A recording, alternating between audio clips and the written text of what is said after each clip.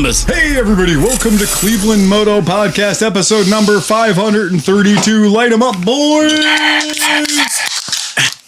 Oh, the tinkle, tinkle, tinkle of the eggnog with Shanky's Whip. Yeah.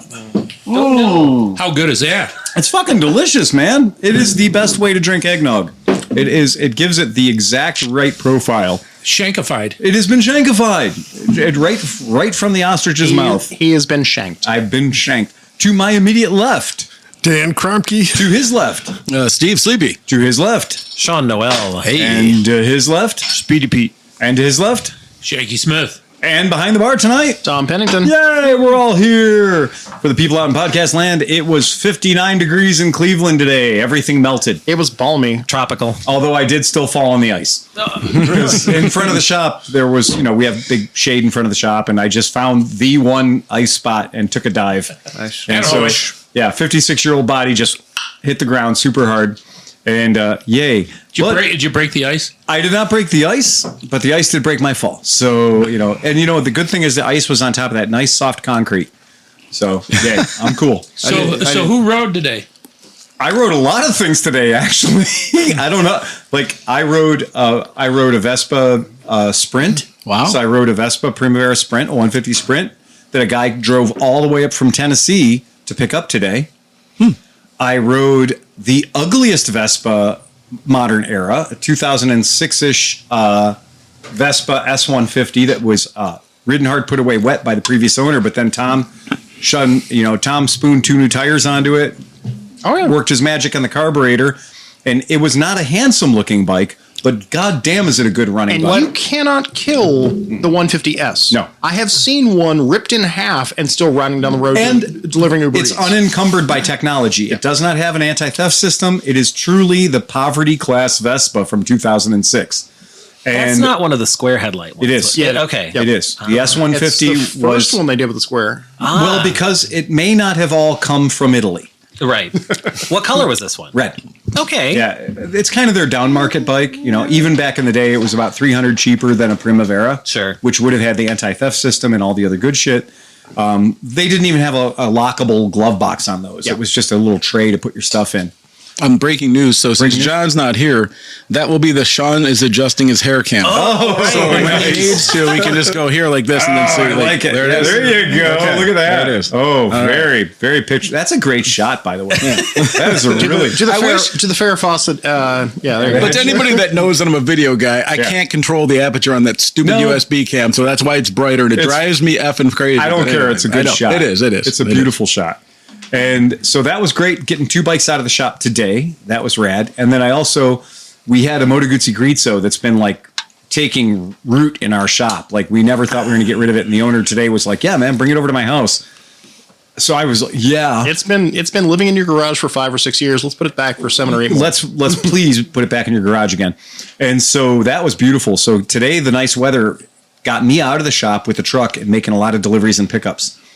But today's big story is one of my customers from 2018 called the other day and said, I'm just not riding my bike. I'm just not riding this Vespa. And, I think that the time has come. We'd like to have some money for Christmas presents. If you want to come and buy it and pick it up, we'll sell it to you. And so the market's real soft right now. We gave them an offer and they said it's orange. And I said, okay, orange Vespas, that's cool. We like orange Vespas. But I was like, wait a second, 2018, they didn't have an orange Vespa. Oh. So I got there and I showed up on site to pick up the bike, and it was not an orange Vespa. It was a coral Vespa. Oh. And the coral Primavera was, the best that we can tell, the United States of America didn't get any more than about 100 of these. Wow. And it was a test color, and they only ran it for an extremely short window of time. Once we sold the 2 that we had, we never got another one. And it's coral, not pink, not orange. It's coral, like they say on The Walking Dead. Right. But listen, Coral, you got to understand, Coral. It's got a top case and a back pad on it, which are the seat and the pad are both tan colored. Beauty. It's gorgeous bike. Okay. And it had 257 miles on it. Ooh, long haul. I know. Wow. And that's one of those ones where it's like, that's been the one where we've been talking about it for now 7 years. What a great color that was for a Vespa. And shocking that color didn't make the cut and stay around, because it's a beautiful, beautiful color. And I was so excited when I showed up in the driveway and I saw the bike and I was like, this isn't an orange one. This is a color we really love. So that was a super bonus today. Sorry, Sean. Getting a wildly rare. Orange gets no love. Well, orange gets a lot of love, but However, the coral is such a weird color and it is beautiful. I think right now they could definitely use some better color They pop do. in their palette. Yeah. And we're going to see that with next year in the 80th anniversary, where the darker green is going to come out next year. And it's not going to be that light seafoam green. It's going to be a darker, more historically accurate 80th anniversary bike for next year. Plus nice wheels and stuff like that, too. Well, they did. They came out with the Union Gray. Union Blue. The Union Blue, exactly. Right. The Goof Mix Blue. Yeah. Well, what color are we going to paint these bikes? What do we got left over? You know, after the war, they were an aviation company. So when they had to paint bikes, the prototype bikes, the early bikes, they painted them with the paint that was left over from painting all the airplanes. So they put all the paint in one vat, and they ended up with what we call like a denim blue. And that's what color the Officina Otto is. This year's special edition is kind of a satin dark blue. It's a very nice color. And then they offset it with some nice Subaru-esque gold wheels, and it looks really sharp. Yeah, it looks nice. Really, really a fun day for us at the shop. Got a lot of cool stuff going, and had the guy from Tennessee was great because he was trying like hell to find a shipper. He wanted the bike before Christmas, and we couldn't find a shipper because obviously this is the most busy shipping time of the year in America. And he just decided, no, I've got a Ford Flex. I'll go to U-Haul. I'll rent a trailer, and I'll haul my ass up from Tennessee. And he's like, well, I'm really thrilled that I did, because he got to see the shop. And he got to be like, oh, my God, I've never seen so many bikes in one place. I mean, we're at 150 bikes in our shop right now. So he had a lot of fun. He got to check the place out. Do you have any customers that, like, as soon as you're like, hey, next year there's going to be a Primavera green coming out, they're like, yep, I want it. Like, Yeah, we've already sold 3 of them. But I mean, like, are there guys collecting like a whole pile of the colors? In fact, we've had some guys that have bought a special edition, like the 75th anniversary edition, and then when they saw the Officina Otto come out, traded in their 75th anniversary that only had like 400 miles on it, and had to have the Officina Otto. So there are people that do that in the Vespa community, in the Vespa world, where Vespa knows that it's really smart for them to always have at least 1, maybe 2 low production, very limited edition bikes. That's cool. And you like customers like that. We do love customers like that. It's funny because you guys, I don't know if you know this, but they had said that they were going to do a run of 10 years of the lunar calendar. So they did I thought it was supposed to be 12. whatever. No. The bunny edition. So the bunny, well, I'm about to tell you why that is irrelevant now, because they did the bunny edition. And then after the bunny edition, they did the dragon edition, and then they did the snack. So the snack, and then they just told us they're not going any further. I was really looking forward to the cock, Yeah. because I was like, 3 more years, guys. 3 more years, and you're going to get to the cock. And I want to be the guy who's selling the Vespa cock edition. That would be something. Now they do have some leftover. Dragons, and they have some leftover snakes. That reminds me, I have to order the bunny stickers before they disappear completely. Yes, you do. Yeah. Because I want I don't know what I'm putting them on yet, but I want those The stickers. stickers are pretty fucking cool. They're like an anime looking bunny. Oh, It's, yeah. It's very happy. It's very fun. But yeah, super cool thing. And we'll get into that a little later when we talk about some discounts that And are if you happening. ever need some white and purplish flames, I know where you can get a stack.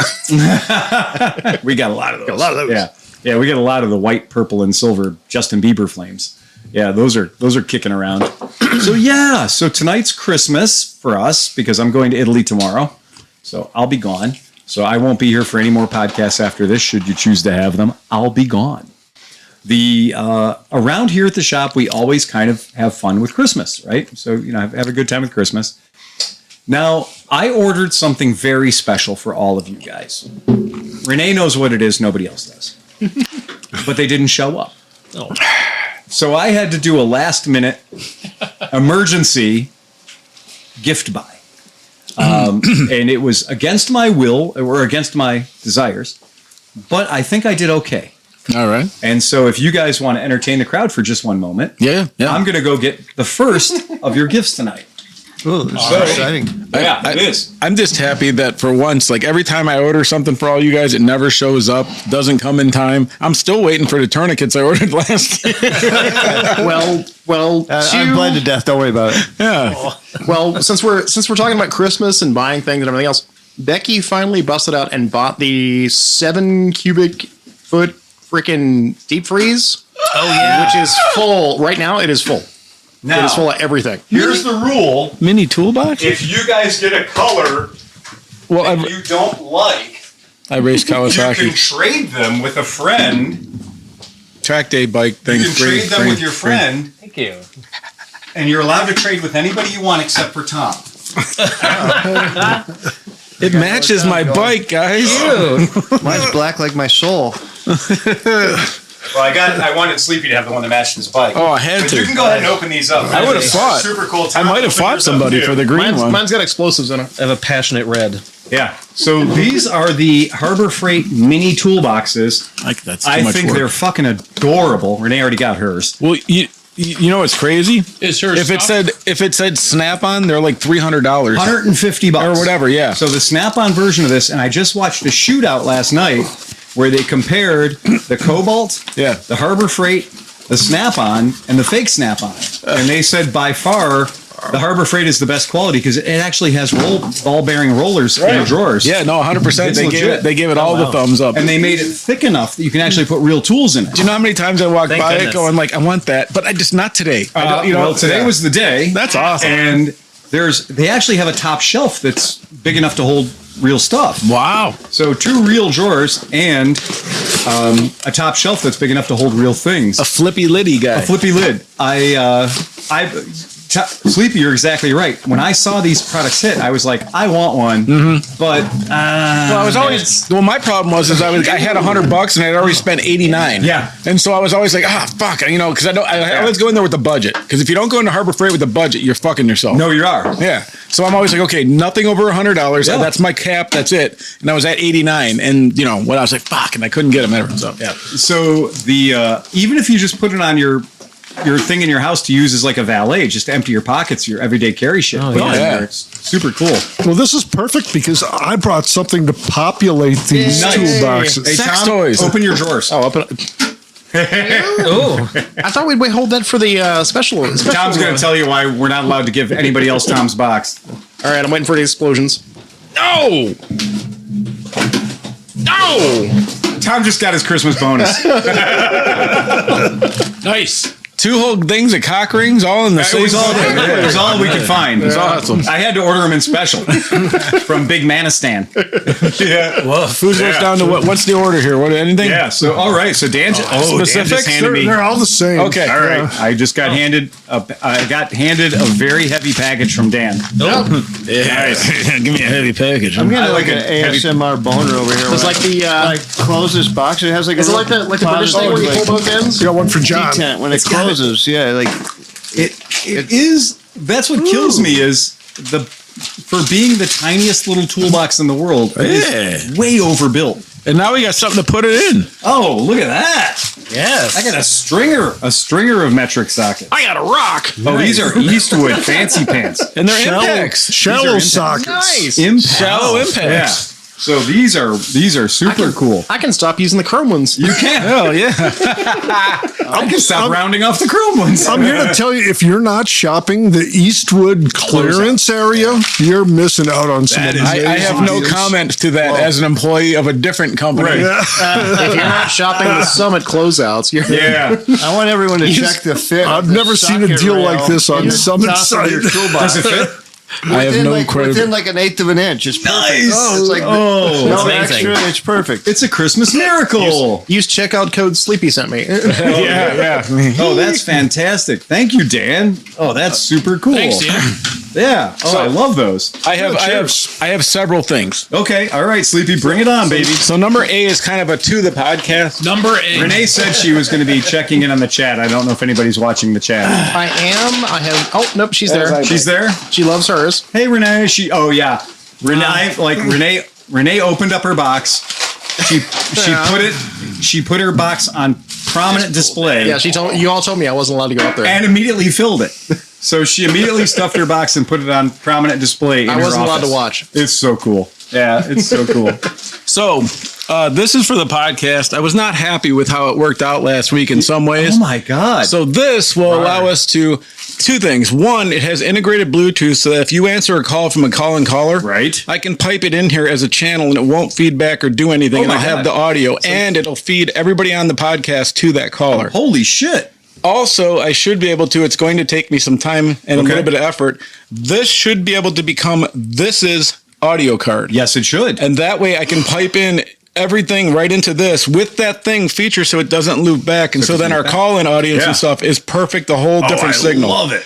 So, and at that point, we're all in the box, all at the same time. Yeah. Everything's live, etc. So, and also I should be able in the background to run another DAW and still record all the channels individually. Yeah. So like this is going to enable all that. So that was my smaller than our old. Yeah, and smaller, and everything hooks up new USB-C, so it's all fast, latent, the whole thing. And if anybody needs a proven board, we're on our 4th generation. Oh yeah. So we're on our 4th generation of boards, thanks to Sleepy doing what he does so well. So if there's any podcasters out there that are looking for some proven gear, because I think I still have one in my office. Well, there's one behind the corner. That's where it is. Yeah. Let's talk to Matt. Okay. Less than 200 sessions on it too. Oh yeah. Yeah. All right. So this next one comes with a pretty interesting tale. Okay. So if you follow me at all on my socials, whatever like that, or at least my personal ones, and this I did posted some weird pictures today of us being in a pretty fucking cool place. Yeah, you did. Right? Yeah. Kind of just insanity, weird kind of shit, whatever. Yeah. And it was Castle Noel. It's the place in Medina where this dude is Christmas obsessed and has collected like all the shit from movies. Like he has the entire Elf set. He has the entire all like in full scale. He's got the slide from A Christmas Story. He does. You go down the slide from the Christmas Story, the whole thing. He has the Higby slide. He's got the Higby slide. Doesn't he have God. Cousin Eddie's RV also? He does. Yep. Cousin Eddie RV outside with my wife with her the litters full with the cat out there. I thought that was pretty good. Oh my God. So yeah, we went there, and so this was glorious. This was what we do. Sometimes it's great. The guy is passionate. This is not a corporation. This is not a guy making millions of dollars. This dude survives on donations and passion for Christmas. Wow. And it's the dude himself is awesome. So his passion is really deep with artwork. He's an artist at soul, correct? Okay. All right. So me being me, if I'm going to go to a place that looks like you're in the fucking Whoville, I'm going to be properly medicated in full on fucking form, right? So I went hard and I was having a great time because my family likes that because I turn into a nice person and it makes me wonderful. So we're walking around, I'm doing my thing. And we get done and I'm like, wow, it was really fun. And we walk into the gift shop because if you have children and a mom, they're going to be in the gift shop and you're going to have to look at stuff, right? Of course they are. Yeah. So they're in there and I'm glancing around and my eyes kind of see something that's like, oh, that's kind of, what is that? And I walk over and because I've traveled with you extensively to different places and locations, I now have an eye for what would be considered a legitimate form of what I'm about to show you. Okay. And I said, huh. So then I walk over closer to it and I pick it up and I'm like, holy fuck, this is a legitimate, this should be $190 at least. Okay. And it's not quite that much, but it was whatever, right? Yeah. So I'm looking at this thing and I'm like, and the whole time I'm looking at it, I'm saying this stuff, but then I didn't realize that I was actually saying it because I was high enough that my brain was talking out loud. Mm-hmm. So from behind me, I hear a woman's voice and she says, oh, do you know about tiki bars? And I go, I know somewhat. I go, like one of my best friends and the guys we travel with, we go to all these crazy. She goes, well, do you know Carl, the owner of this place? Yeah, Carl Claus designed that. And I said, what? He goes, yes, we're opening a tiki bar next year, and this is his signature fucking piece. Get out of here. So I present to you, this was literally made by Santa Claus. Made by Santa Claus. Made by Santa Claus. Carl Claus. Carl Claus. Up on the screen if you want to throw it up. I got Cousin Eddie's RV. I watched the whole story of them getting this. Yeah. And and it's a great fucking story too. But you'll see it, when you pick it up, it's legit. And so talking to her, he said that he traveled and he took note of what a good mug was. Yeah. And he said that he wanted to bring a $200 mug into an affordable, at least a third of that price for the mug. Make it attainable. Right. But at the Yeah. same time, keep the quality. And so there's real gold when you see what's gold. Oh, you got a gold tooth. Man, this is beautiful. So yeah, this is done by Mark. So this is Mark Claus, designed by Mark Claus, manufactured by our friends at Tiki Farm, right? And this is beautiful. It's got the San Tiki and the Castle Noah logo on the back, Medina, Ohio. But here's my favorite part: is the Tiki God carving style, right? And then got a gold front. I mean, beautiful, right? That is gorgeous, guys. You couldn't let Pass that nice around. grill. Go check it out. Yeah. That is a really nice. Wow. That is a true sipper. And that's a really good, that is a beautiful, beautiful mug. Yeah. So somebody really did know what they were doing when they put that one together. That is gorgeous. And so these are just my small ones. This would be for John, but he was not nice enough to show up today. So I'll probably Okay. burn it or something. All I right. don't know. This is for Pete. That's for Pete. Thank you. This is Smith, which by the way, every Christmas song today, I was singing Smithmas the whole time. yeah. That's what I was doing the whole time. Tom, this is you. We wish you a Merry Christmas. Okay, and this is Phil. Yay. And this is Sean. Thank you. And this I already is got a mug. Dan, and this is Renee's. Oh, that's for Renee? Yeah, that's for All Renee. right. Renee got It's nothing special, but I think you'll get it once you open it. Once you open it. Okay. Yes. Well, I love that they have this slide from Higbee's. If you've ever watched the movie A Christmas Story, the "You'll Shoot Your Eye Out" kid is pretty amazing. Now these were all specifically picked for you guys. So you're a traveler. So you got the raccoon with the little backpack, and then When night falls, I get trashy. Nice. Smith got the chilling because he just retired, so he's Let them. relaxing. Yes. Let him chill. And then Dan, what did you get? I got a raccoon holding a bottle. It says, "Why not?" Why not? I just threw the image up if you want to see what the Higbee slide looks like. Oh, yeah. Icon. Yeah, that is rad. Oh, that is super cool. Oh yeah. This is cool. I cannot see it, you guys. It's killing me. It says stay trashy. Absolutely. And it's three coons in a trash can. Oh, that is awesome. Or a These are trash shrinky tub. dinks, right? It's a trash tub. Did you make these? We're not talking about. Okay, all right. We're not talking about that. Fun fact about that slide. After the movie was filmed there at Higbee's, Higbee's did keep it at the store until it closed. I did not know that. Yeah. And the oldest person at Castle Noel to ride it was 101 years old. And when they asked her if she really wanted to, she goes, "You're going to tell me no? I'll do what the hell I want to do at 101. I'm 101 years old. I'll do what the hell I want. Well, that was the funny thing is because Dick Van Dyke finally turned 100. What this past Yes, week? he did. So That's now right. I can't play with Lego. If you go to my Facebook page, you can see the main floor where they have the Yeah. fucking it's insane, dude. It's like the full. I didn't realize that some of the movie sets were that fucking They're big, huge. dude. It is so And big. I have pictures on there, or I have it on my phone. I didn't send. They have the fucking motorcycle that they never used in Grinch- the movie. yeah, the Grinch it's motorcycle. fucking dope, dude. Well, I remember several years ago when the Grinch motorcycles came up for sale. When the Grinch motorcycle came up for sale, and it went for far more than I was willing to pay for it. Just impromptu, like literally not to do with anything, but there was no way in hell I was going to spend that much money on a prop. And I'm glad somebody did. yeah, right. Yeah, we all get to use it. Well, you know what? So that was crazy. So this Castle Noel place, right? They have all these movie props and other stuff. But one of the things this dude did too is he's trying his best to preserve. They don't even do it anymore, but he preserves the windows from New York City. oh, yeah. So he has some of the stuff from Barney's and and Bloomingdale's and stuff, and they're from the early '90s and 2000s. And when you look at them, these people spent. They're not they are craftsman fucking built, moving fucking animatronic things that are hand painted and fucking beautiful. And so he makes deals with these guys and runs out, disassembles them, and then reassembles them, and then keeps them. That's very Yeah. cool. Yeah. So that alone was fucking dope. At those stores, the biggest ones, there are entire departments devoted to simply holiday display making. Right. Right. It's very cool. Well, that was great. You got to have that away mission today. Yeah, That's but I'm super really cool. interested now. Oh, and so they were talking about so they traveled all over and they went on a tiki tour, right? All over the country, and that's when they blew their mind about how amazing each place was. Oh, yeah. None of them were things. So they've been obviously collecting shit from movies and stuff for 45 fucking years. So he's like, "Oh, I got everything I need to make a ridiculous fucking tiki bar."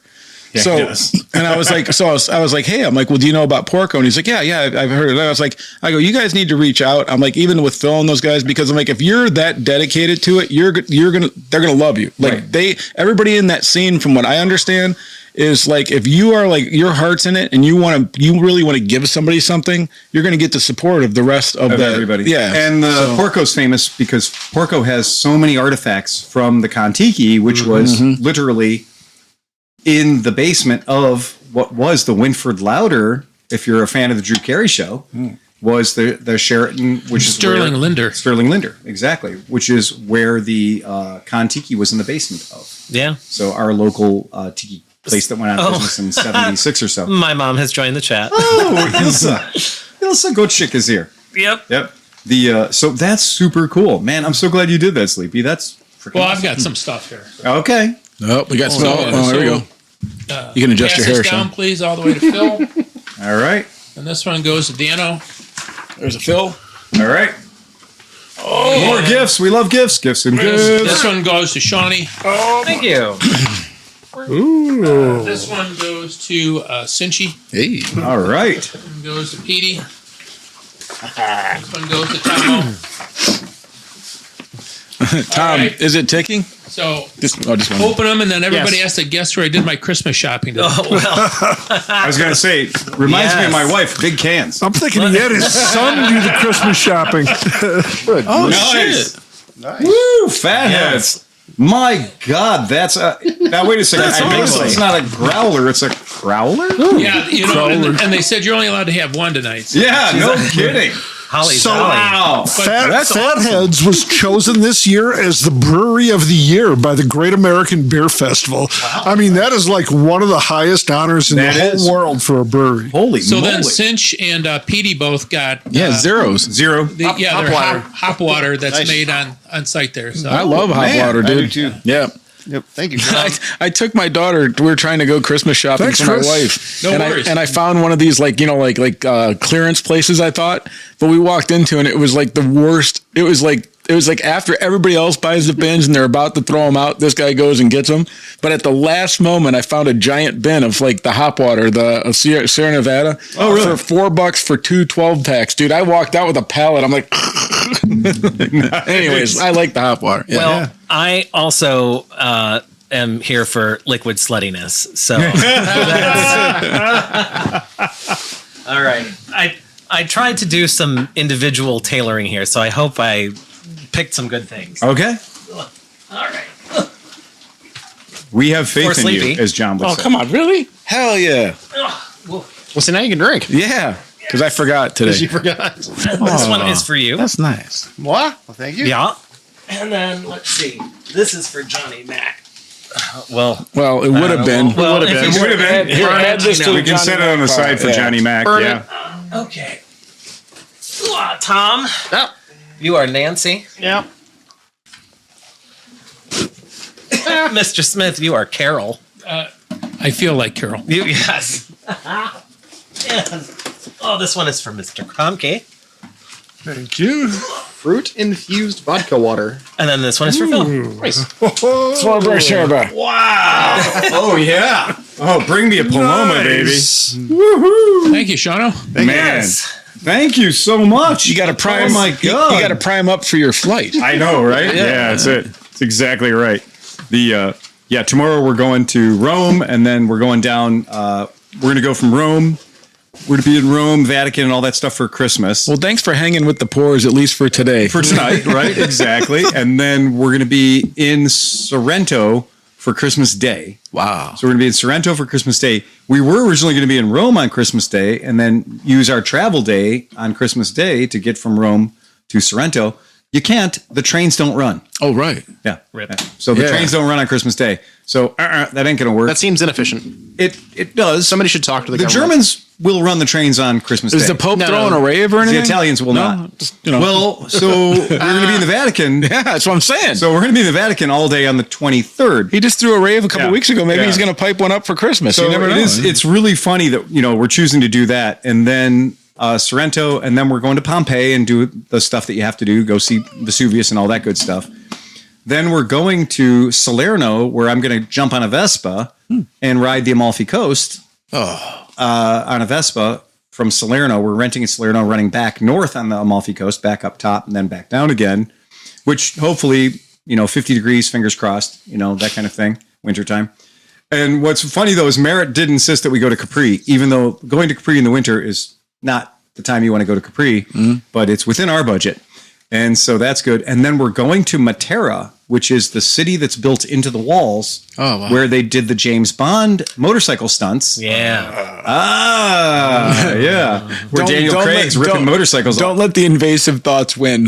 We are taking, actually, I love that Merritt signed us up for this particular tour because Merritt and I are both James Bond fans. We're both kind of huge Bond fans. Like I have the Swatch, the Dr. No Swatch, and, I've been into it for a little while. And we are taking the James Bond tour of Matera, Italy, doing all the jump sites and all the cool stuff there. That's all right. And our hotel is built into the rock face and has a hot springs spa sauna in it. So we're pretty excited about that. That's pretty cool.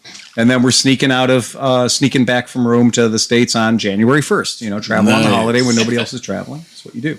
We're very excited about this trip. It's going to be cool. And it's going to be a better trip because last year we did Germany and we did Prague, and there was zero chance of operating a two-wheeled vehicle because everywhere we went was frozen, right? So this year, though, I'm kind of holding out hopes that we're going to get to do some two-wheel experiences. I did find a rental place that's off the beaten path in Salerno because all the other rental places are thrilled that you're here in Italy and that you're going to do the Amalfi Coast on a scooter, and that's why they're going to rent you a Kimco. Yeah. Are you fucking kidding me? Are you absolutely kidding me? We have this model called the Grand Dink. They're all like People 150. Oh, right. People 125s. Right. So I did find one. I found a spot that I contacted them, and I was like, well, they said, well, we do have, for certain people, if you're willing to come up with the cash, we do have Vespa GTS 300s. Now you're talking. And I was like, yeah, now we're talking. He goes, yeah, but you got to have a special license for that. And you got to really show that you're an experienced operator. Yeah. Uh-huh. And I said, you could just go to ClevelandMoto.com. And so the guy. Should I bring my pads with me? Right. Oh, no. Pads meaning the Piaggio Automotive Diagnostic System. And not shoulder pads. Not shoulder pads. And it was funny because the guy was like, oh, you're a Vespa dealer. I said, yeah, I'm a Vespa dealer. He goes, yeah, we'll give you a brand new GTO. Oh, nice. Yeah, that's what I'm talking about. Bingo. Yeah. We're going to treat you right if you're a Vespa dealer. Well, yeah, you put up with so much shit. At least get that much fucking perks out of it. So it's not. Well, we have a 310 for you. Well, Tom said earlier, Tom was like, hey, why don't you just call Piaggio and get them to set a bike aside for you? And I said, oh, no, I've been dealing with this company for 25 years. I'm going to rent one because I want it to be there when I get there. Yeah. I want the bike to be ready to rock and roll. Everything Ryan was talking about with Ducati, having the bike form and making sure that it was part of the experience and the whole thing. I've been working with Piaggio for 25 years. I would not want one day of my vacation to rely upon them putting a Vespa where they said they were going to put it. Yeah. I mean, I'm not going to shit on the company too hard because I love them, but by the same token, if it's a day of my vacation, yeah, I'm going to pay the $100 and make sure the bike's where I need it to be. Valid point. You know what the really sad thing is? Because I'm listening to you and your trip and everything else, and even Becky said, "Man, I really want to do that trip." Oh yeah. Our fallback is at the same time you're doing this, we're going to the freaking Cotton Bowl. So oh, you're going to Cotton Bowl? I don't even like sports. Yeah, it's an event. I hate sports. It's an event though. It's cool. Tanuki. You're doing it. Tanuki's up. Wait, hold on a second. This is going to be awesome. Oh Lord! Ready? All right, here we go. This is going to be like a cannon going off. Yeah, I might have to go in. Oh yeah, no, here we go. Yeah, Careful, they're spilly. Ready? Be careful. Oh, you got me. Oh, wait. Give us. I definitely got Dan a little bit on that one. Oh, that is delicious. It was in the splash zone. Yeah, you're definitely in the splash zone on that one. Hang on. Oh yeah. Oh, that's nice. That's very Sleepy's nice. hands have never looked so small. I know. I got one of Sean's Slinny drinks here. Hang on. Yeah. Yes. How do you rate the girth on that there, Sean? Well, I mean, if it's not this big, I can't feel it. Now these days, though, you know what's going to happen? In a couple of years, we're going to be telling kids, my front wheels in my car could jump the big can. The big can. The big can. Yeah, that was a big can, all right. Holy moly. And it's one thing to be like, I got a pounder. This is a 2-pounder. But here's the fucked up thing. Yeah. The dimensions are right. It's scaled up. It just looks like we're really small now. It's Like, 100 this is like, hey guys, we're really a small pack. It's kind of like Foster's. It's a Foster's can, but taller. It is a tall Foster's. It's a Foster's tall boy. But that's what I'm saying. The proportions are correct. Oh, it's bigger than my fucking head, man. Oh yeah, Daddy. It is. Okay, with Sean Cam for that one. Look at that size of that Oh thing. no! I know. I actually have to does use have girth. I have to use 2 hands for this. I can And tell have you big- there's zero. Hi, Sean's I have mom. big hands. There is zero chance of sneaking that can into prison. Nothing she's not familiar Yeah. with. It's fine. That is. You're just not trying It hard. takes You're not trying 2 hard hands to handle that whopper. It is a monster. That is a monster. Holy crap! That's a big can of beer. I mean, it's delicious beer I got a too. little tiny one. Yeah. There you go. Hey, Pete, I don't say this often, but you can hold mine. I'm gonna My pass out. God, man. There's a comment for you, Phil. Yeah, we got coming. It says Amalfi Coast is the perfect scooter destination. Yeah, and this is a big thing. Like, we went to Cinque Terre many years ago when Piaggio flew us over there. Certain dealers got selected based on their performance to go to the factory. We got to go to the Piaggio factory, and then we got to go to the Piaggio Museum. We got some training while we were there. And then those of us who decided we were going to hang around on our own goddamn dime, we went up to Mandela Delario and went to the Moto Guzzi Museum. Wow, that's a fucking bucket list right there. But this was all happening in March, but it was the only March ever where Italy got a freak blizzard, and they legit, like, they don't have snowplows. And so it doesn't take much snow to shut down Italy. And so Cinque Terre, which is normally impossible to walk around or move in, we had our choice of hotel rooms. We got to Cinque Terre, we're walking down the hill and all that beautiful stuff.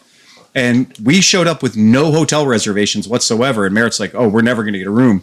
Meanwhile, first place we walked into, they were like, we have 40 rooms. How much of the view do you want? I was like, I'd love all the view.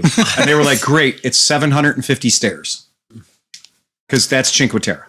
Oh yeah. Cinque Terre, if you don't like stairs, check it off your list. Cross it off your list, go somewhere flat. Cinque Terre, our room, we went to the top of the building, and then we had 2 more flights of stairs that were like child-sized stairs to get up to where our actual room was. Now, are these on the outside of things? Like, can you fall or something? Or is it? Oh, okay. No, we were top of a building. Oh, But the buildings oh. are all hooked together and painted fun colors. Oh, right. okay. So it's really fun, great place to be. But it turns out for the extra going up that 2 extra stories, that's the part of the building that was added on, like in 1960 or 1980 or whatever. They just, the struggle for scenery is real in Italy, and so that's what they did. And we had this view that I didn't care climbing a legit. From where we parked the car to where our room was 750 stairs. I mean, that's solid cardio. It was. Yeah, it was legit. And it was so much so that when we got about a third of the way up, I told Merritt, okay, the bags are going back to the car. Take what you need for the next 24 hours. That's what we're carrying up these stairs. Because Merritt is part fucking Alsatian antelope. She can climb any goddamn thing in the You world. said that as you were smoking the cigarette. Exactly. Right. Me, on the other hand. Wait, right? is Merit Alsatian? No. Oh, I was So like, she's Croatian. Yeah. Oh, okay. Yeah. But it was a very cool trip to go to the Uffizi Gallery, to go to the Duomo, to go to all those places, to be in private residence with the David sculpture and have nobody else in the room with you, simply because the weather was bad. cannot be bothered. It was pretty fucking right. Yeah. Yeah. They're like, no, we normally give people about 5 minutes in the room with them to take pictures and do whatever. And meanwhile, we were in there for like 45 minutes and they're like, oh, somebody else is coming in now. Okay, great. So it was the right way to see all of Florence, was when everything south of Florence was snowed in. We had the same experience in London one time. There was a tube strike, so nobody could get into town on the public transportation. So everything you could just walk right into. That's genius. Yeah, it was beautiful. Yeah. And what they didn't realize is in Florence, they got us to Florence, but once we were in Florence for the training and everything else, and when the training was over, we immediately went down to the closest rental car place, which is in Florence. It could be in the building next to you. You have no idea, right? And we went in and I was like, I would like a blue Fiat Panda, please. And they're like, what? And I said, I would really appreciate a blue Fiat Panda. And they were they're like, why do you want arguably the worst car we have here? And I said, it's a Top Gear thing. Yeah. You'll have to understand that the blue Fiat Panda is, historically speaking, the least desirable car to be behind in all of Europe. And I want to be that guy. right. And I was like, I want to make sure I'm that guy because I plan on looking at things. Renee nearly fucking killed me before we even got out of Florence because I can't go 15 feet of the most dangerous traffic in Central Europe without spotting like, holy shit, that's a 96 Malaguti. I haven't seen one. And I'm train spotting all the weird scooters and motorcycles. Is that Jack? Yeah. And meanwhile, Renee is like white knuckling as I'm about to feed it underneath a pasta truck. So Renee's like, you're not allowed to look at anything anymore except the road. If I was like, well, do you want to drive? No. I just need you to be a better driver. So there was an agreement made that I was going to be a better driver, but it was super fun. We had a great time and we got to do all the fun Italian things, and we got to do it in a blue Fiat Panda. And they made us take snow chains, fuckers. Really? Yeah, we never put them on, but nonetheless, I bought them because it was rent them or buy them was the same price. So I literally put them in my luggage to take them home. I still own them. Was it manual and everything? It was. Yeah. It was a manual transmission with the hills all Fiat Panda. Well, the good news is next time you bring in any more key trucks, you can put them on that. Oh God! And Sleepy, you're right because in Cinque Terre everything's steep. Yeah. Well, so everything in it and out of it. And now you have 9 horsepower and a stick shift. It was perfect. Was it? That's exactly how you want to do Italy. How long ago was that? 3 years, 5 years ago. Well, if it's a newer Panda, it might have had the hill holder. It didn't. You know what? It did not. Okay. But here's the magic of the blue Fiat Panda. Expectations are low. Sure. Expectations are very low. And when we left Cinque Terre, we had to make it from Cinque Terre to the Milan airport. And we knew that we had to leave at about 5 o'clock in the morning to give ourselves enough time. We did not know that it was going to be a 5-meter visibility fog that laid in. And so it was ice cold and 5-millimeter fog, and some of the roads were freezing over. So we rolled out in the dark in a blue Fiat Panda without being able to see the road very much in front of our face. We had a time restriction to make it to the airport, obviously. Had to turn in the rental car, obviously. And I had to drive faster than I would want to drive in those conditions to make it there.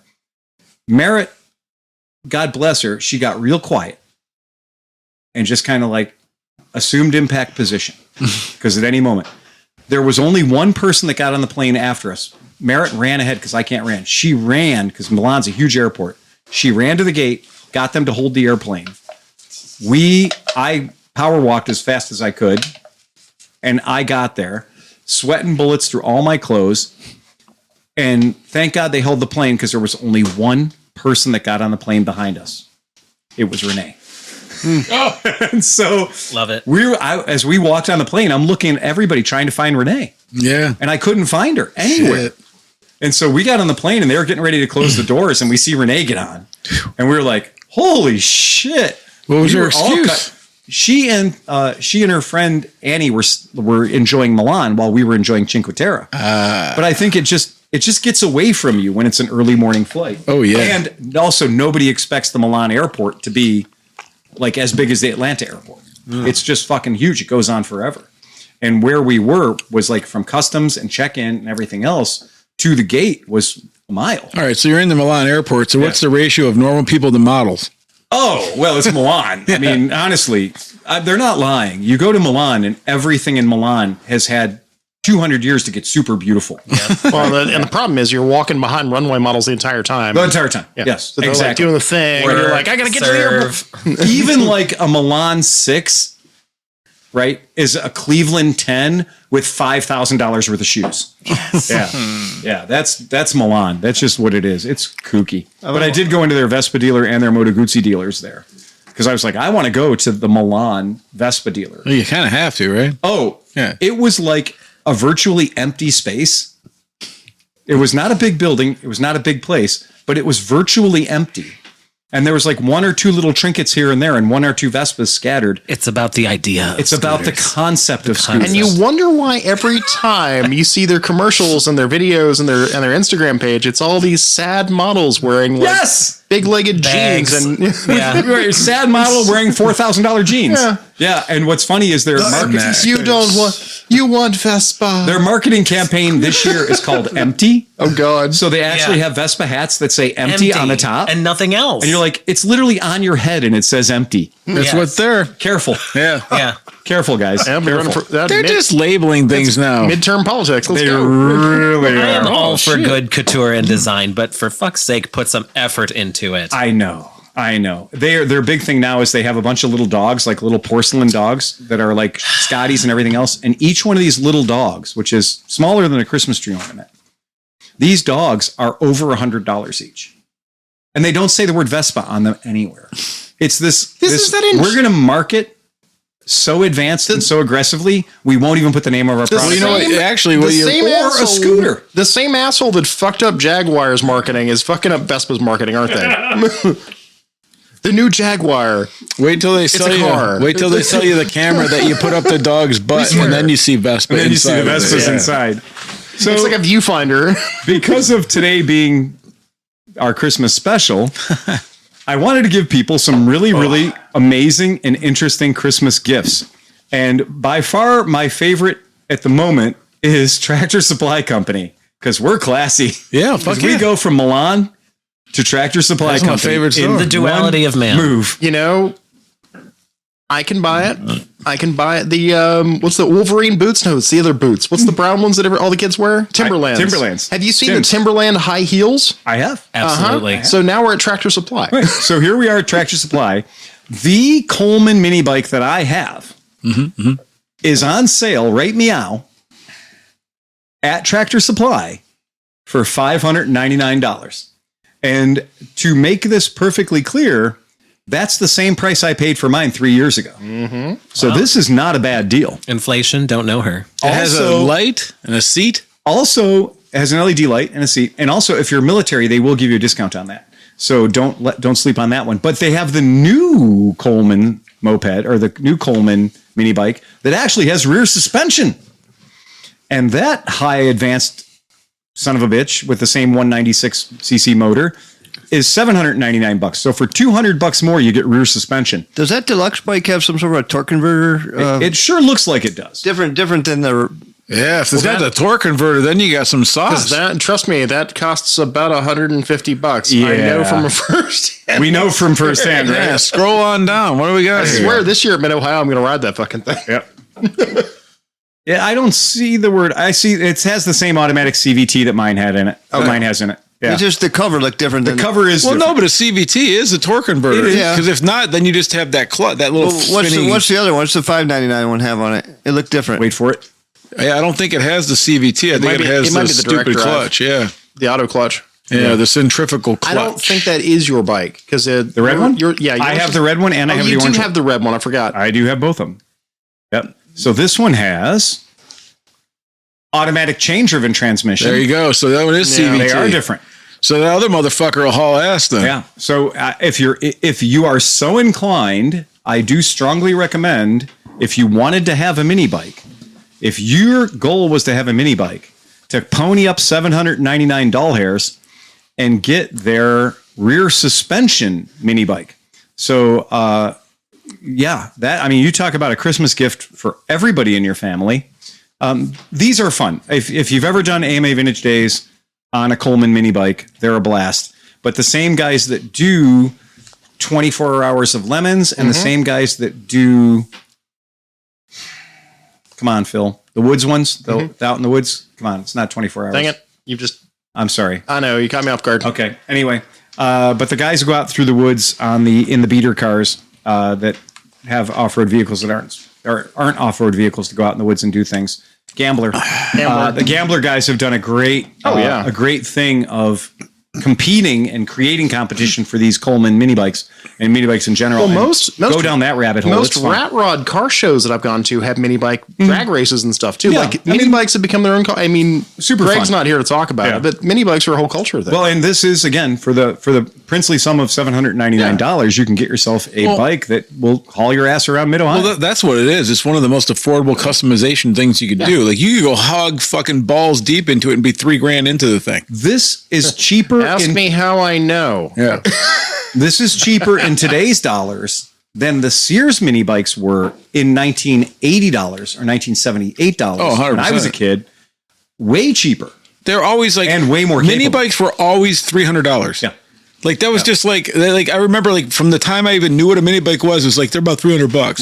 And then all the way up to when I didn't care anymore and I sold it, it was like $300. It was just universal currency at that point. Every mini bike's worth $300. Yeah. So this is a gift idea for your young person that you want to get into riding, or maybe if you're just looking for a bike to bang around Mid-Ohio on or something like that. And what's weird about the one with suspension is it has disc brakes front and rear. Yep. Yeah. And then the problem is then you find a website that sells a bunch of cool fucking parts for these things.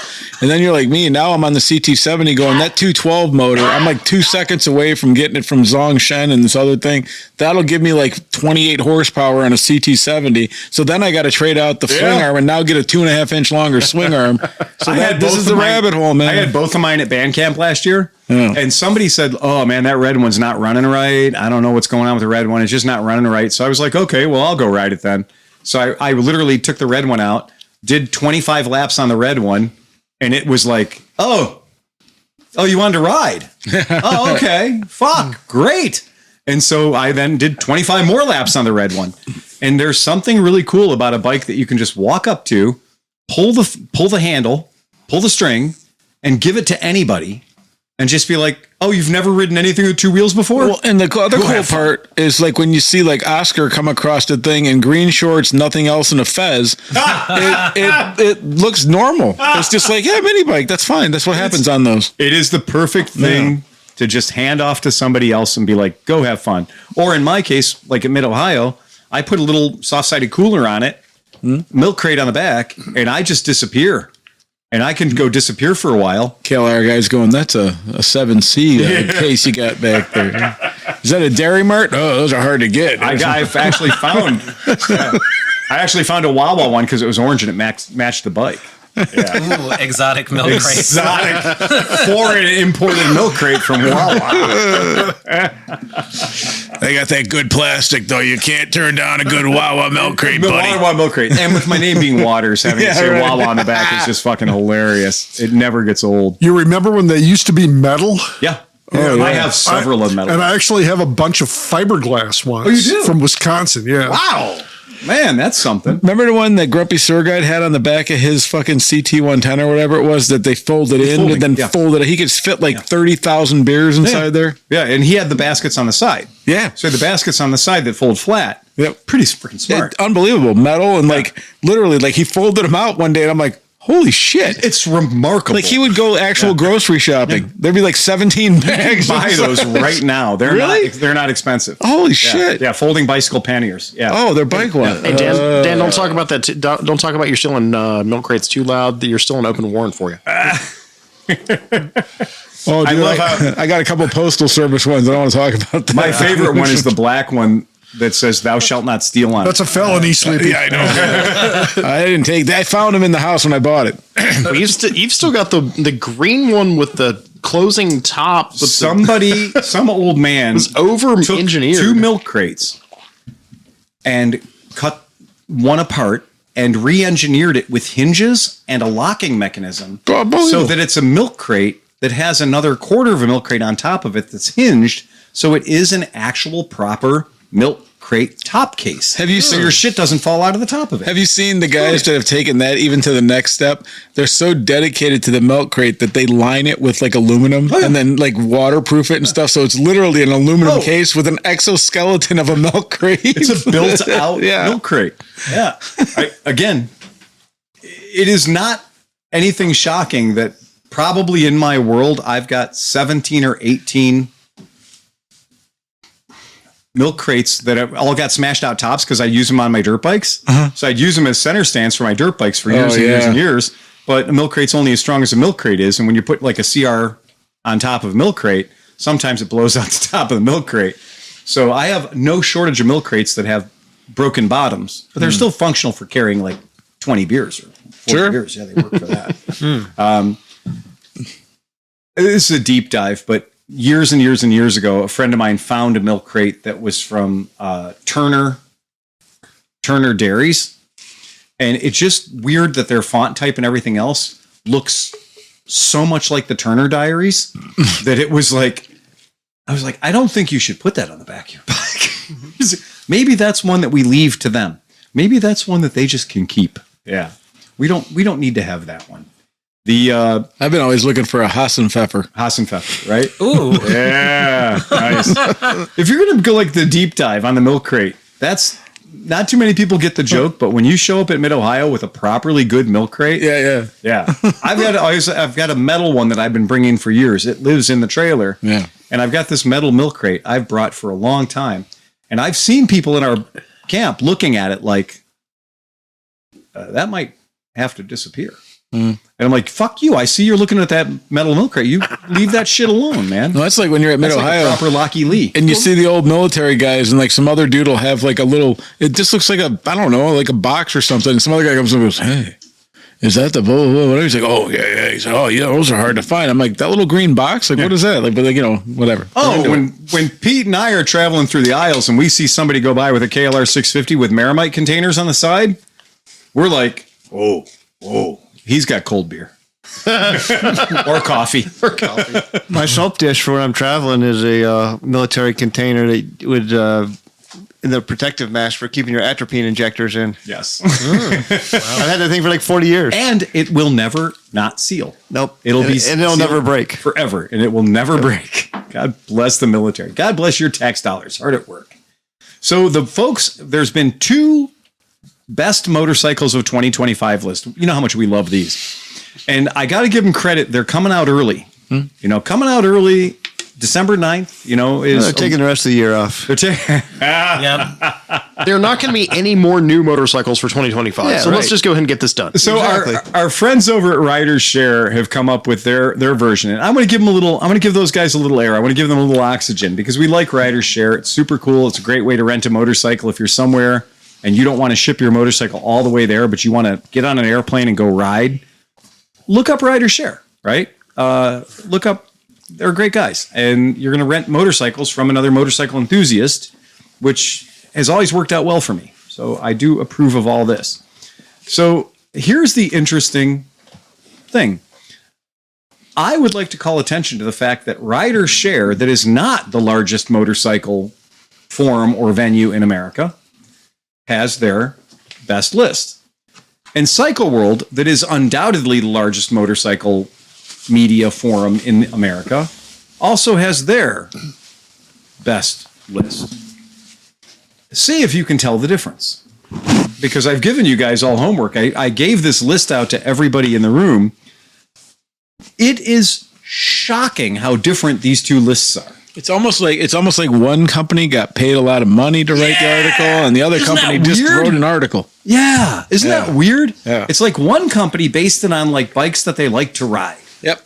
And the other company based it on whoever paid them the most advertising. Hey, who's the top advertiser last year? Oh, right, they're number 1 and 2. I only have like 1 or 2 little notes for the Riders Share one. But here's the interesting thing is that, you know, last year we talked about this in other podcasts, how motorcycle sales were down about 10% last year. So, and certainly that's something to be noted. Riders Share says that motorcycle prices, though, were up about 12.3%. And I can also tell you that's totally true. And what a lot of people are experiencing is not just the up 12.3%, but then depending on where your motorcycle came from, there also is probably going to be a tariff hiding somewhere. Probably in your freight or something like that. So just be aware that's happening, okay? It's a big deal. What's weird is how many new bikes there are. Triumph with a whole stable full of 400s, right? Triumph is not being shy. When they said before EICMA that Triumph was going to come out with like 20, what did you think? How many? 26? 23 or 6? Yeah, I think 26. That's brave.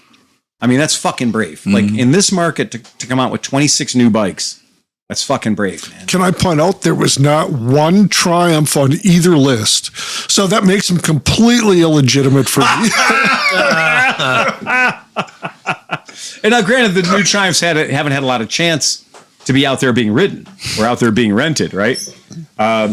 They definitely say that adventure touring is the most popular class.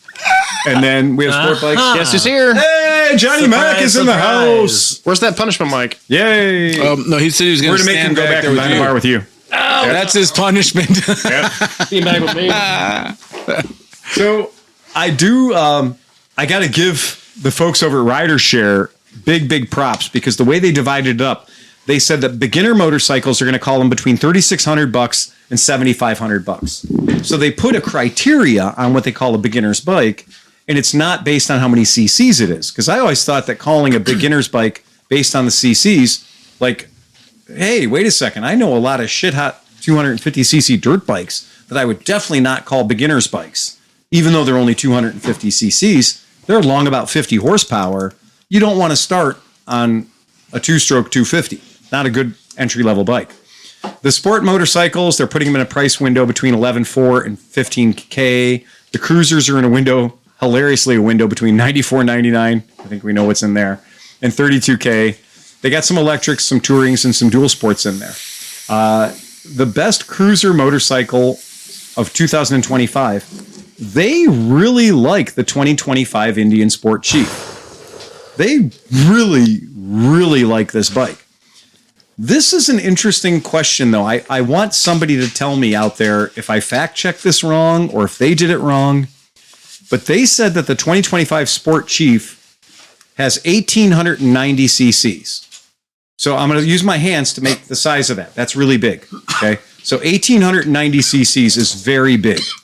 1,890 cc's is fucking huge. All right. And come on, are you okay, Sean? Ask Eliza sometime how to calculate the size of your wiener using cc's. She'll tell you the process for determining the size of your wiener in cc's. I would rather not. So that is, to put that into perspective, You don't even need a license. It's all to about run displacement. that's 1.9 Right. liters. It's 1.9 liters. So my Honda Element is 2.4. Exactly. The Honda Civic's 1.8. Yeah. It's a giant fucking motor. Yeah. Right? But here's what he said. They're not messing around with 89 horsepower. 89 horsepower is not that much horsepower for 18,000 cc's for or 1,900 cc's. Okay. And then they said, which is 34% more power than the standard Chief. So wait, how much was the Ragged Eagle? So Or I what have- was it? But the Eagle Raptor, that thing was 80 horsepower. Yeah. That was a 4-liter car. Yeah, it was a 7-liter car. A 7-liter, 12-cylinder tank engine. Indian is now 4.6 modular from Indian Ford. has now beat the Regal Raptor. Yes. Thunder Chicken Alpha Flight. Oh my God. I do like Indians, so I don't care if there's whatever. So they're cool bikes. Okay. All right. I get it. But I'm having a little problem with these numbers because apparently the Thunderstroke 116, and by the way, you're welcome, Sean. Thank you. I'm going to save that one for you. The Thunderstroke. It's never not funny. You know, It keeps on giving. we kept talking Wait, about you know the what the Thunderstroke means? You got the clap. The thunder clap, right? That's terrible. You don't want that bike. That's a terrible idea. Thunderstroke. That's my Indian name. and we keep shitting on the chinchilla, and they call this fucking thing the Thunderstroke. Which that is the Indian name. I didn't say Native American. I said Indian. Piston, not feather. All right. So, no joke. So I had to look it up because I couldn't possibly believe that the Indian Sport Chief had 34% more horsepower than the Indian not a Sport Chief or just the standard Indian Chief. And it turns out that the standard Indian Chief is 74 to 79 horsepower, which is really not much horsepower for 1,890 cc's. And it is, though, over 100 torques. They realize the Yamaha Star Series exists, right? Yes. And that's the whole thing is like, What the fuck? yeah. And this is that whole kind of a deal where you're like, okay, it has 31 horsepower. Yeah. But since it's a Cummins diesel, it has 360 torques. Right. Right. So that's what's going on with that. They rate it the same way they rate the original old Unimogs. By how much money they put in in the hand. So it is crazy that horsepower, but it is a lot of torque, and I'll give them that. And they're saying that it comes in at a manageable 670 pounds. That's not that manageable. That was my Super 10 Ray with all the shit on it. I was going to say fully fucking loaded. And that was not a fun bike to not be stable on. Right. The Indian, I mean, I've got the picture up there. The Indian Sport Chief does not have bags. Yeah, that should not weigh It doesn't that have much. a back seat or a rear fender. It's like a Sportster worked out. All it has How are you is expected to run dick pills out of Mexico in this all thing? it has is a club fairing. Yeah. Right? It has a little Viper fairing on it. But it's made out of cement. That's all it has. So I don't know how this bike, totally fucking naked, weighs almost as much as my Road King. Yeah, that's crazy. And my Road King has got all the extra shit on it, right? So it is a little weird that this bike is as heavy as it is. It is. Your Road King has the jail cell on the back of it, doesn't it? Does. Or whatever that box is. I don't know what the fuck it is. There's a lot of boxes. Yeah. Right. And a PA system. Yeah. Right, and all that stuff. But the point is, it is a very, very heavy motorcycle. There's a hidden dance floor that just for pops being out of the nothing back. You hit else the button. in it. So that's that. Because when they're saying that the original, right, that the Indian lineup goes between 65 and 90 horsepower, right? Okay, that's great. So that's a $20,000 motorcycle. Yay, great. Top speed 130 miles an hour. Yeah, if your arms are strong enough, you could ride that motorcycle at 130 miles an hour. I don't doubt it. And then the Nightster comes in with its 89 horsepower, exactly the same as the Indian. Yeah. Keep going. Chief, but it's 10 grand. So that's interesting. So for 10 grand less, you can. There's it's a lot, $10,000 there's a less lot of money. difference between the two, Right. and probably a lot more dick pills you can buy. It is exactly half the price. So Harley's coming out strong with the exact half the money, but it is also about 60% of the torque. Well, yeah, I gotta. Tom keeps mentioning dick pills like he's got to make a quota. I gotta be able to afford that new Nightster.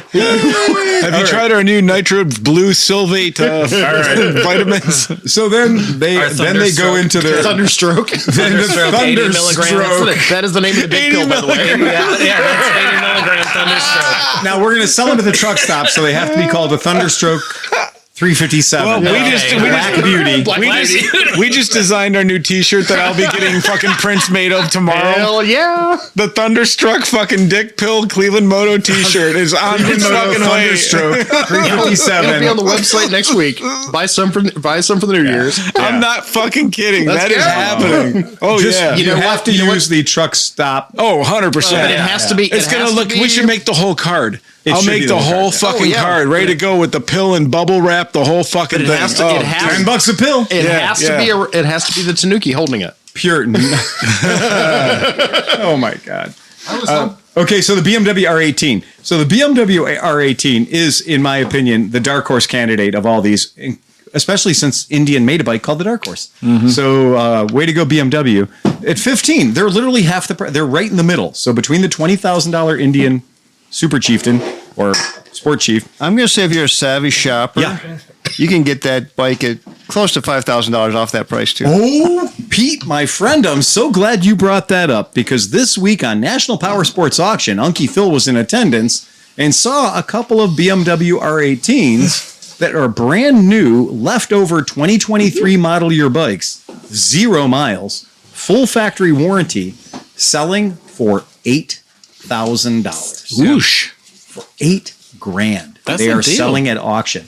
And this month's auction kind of freaked me out. I got a few different bikes to report on about the auction. But anyway, I would, of the 3 bikes listed, I would absolutely have the BMW. I've ridden that BMW. And I have too. It's not my style of bike, but when I ride it, I do enjoy it. That's what my buddy, my old business partner Fernando, his brother bought one, and he set it up. He put pipes on it, did all this shit. He loves that thing. Rides I like it all them over with the the, fucking with the place. spoked wheels too, and you can get the black fork tubes on them, and you get the nickel exposed drive shaft. It really is a good looking bike. I agree. And I think they're beautiful bikes, but I also really got to lean into the fact that in the aftermarket, people have really, really made a lot of beautiful parts for that bike. So it's always going to be a BMW. Yep. So it'll always be a BMW. Like Pete was saying, we can get them cheap as chips now. You know, And under the cool 10 grand. and the cool part is that if I remember what Ricky's bike looked like or Ricardo's bike looked like, he kind of had it looking back like the concept that we were kind of disappointed it didn't look like. The concept bike spoiled that bike. Yeah. The concept bike was so good. The first thing that has to go is the exhaust, because that was what was great on the concept bike, right, and not so great on this.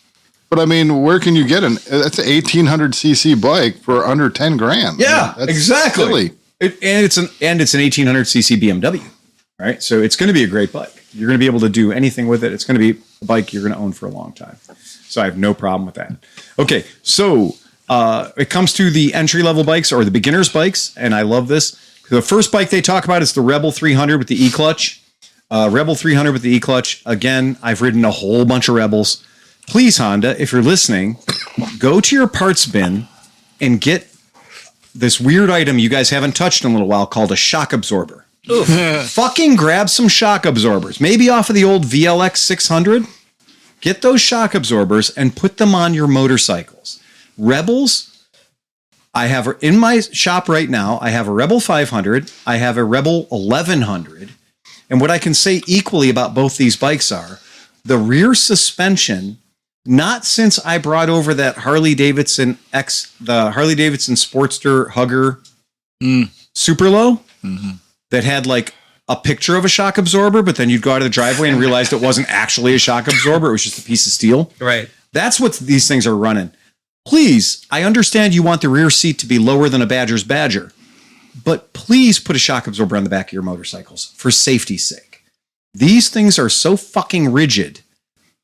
I don't know what they're saying the travel is on the back of these shocks, but as a 200-pound person, it's about an inch. Yeah, but the 20-year-olds that love that bike are like, okay, boomer. If your kidneys weren't falling out and you weren't broken, you wouldn't care. Well, as part of that, though, because they're trying to keep them so low to the ground and a low seat height, they're using a short, stiff shock. 100%. Where if you weren't a real short rider, you could maybe afford to throw a longer, softer shock on it, and it'd probably be fantastic.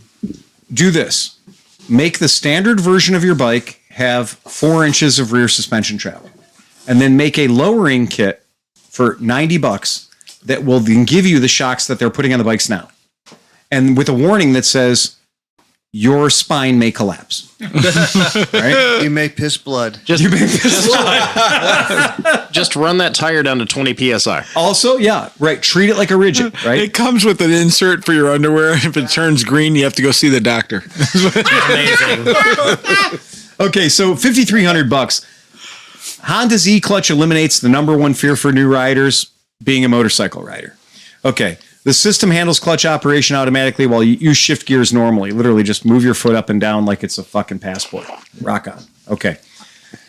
A 27.2-inch seat height also means that most riders between 5'2" and 6'2", you didn't need to say that, can flat foot it with confidence.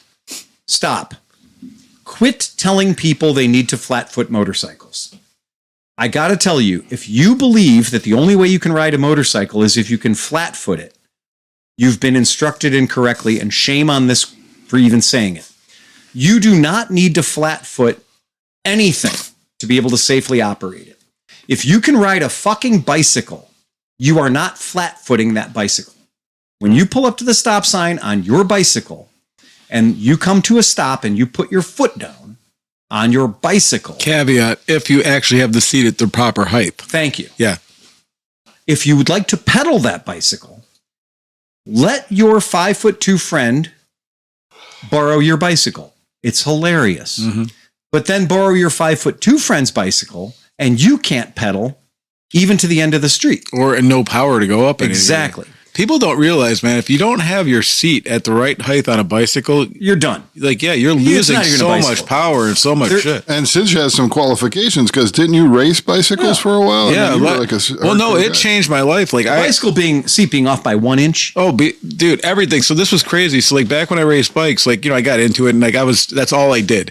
And so got to the point where I got all within the guys at the spin bike shop here in Lakewood, Brian and all them dudes. And so like I'd go on the rides on Thursdays and Wednesdays, occasionally get my ass dropped by all these amazing dudes. Yeah. But anyways, he said, come in. I bought a new bike frame from him. We built the bike. And then he said, come in. I want to do a full alignment. And so my thing is like guys would tell like, you get a professional be like, yeah, your seat height should be about here and your bar drop here. No. These dudes put balls on my no, that's not bad. Did they put balls on your head? These dudes put balls on my forehead, on my chin. I had balls on my chin, on my forehead. I had balls on my shoulders. There were balls all over me. But if you want to have a proper fit, you have to have balls on your chin. All the balls everywhere. But anyways, so they put me on this bike and he started off. And so like they had a computer behind it with this camera. And so you start riding. And then like he'd be like, oh, you're like the stem. We got to lengthen your stem, but also raise it. So then they put some shims and put the stem. Then you do it again. He'd take my shoe off, bring over a shim that was like a 2-degree shim for my foot inside my shoe, takes the pedal off, put like a 1/100th shim behind the pedal thing, does all that. It's like we spend 2 hours, seat up, down, this. Okay, your left hip is doing this, your right thing is doing that.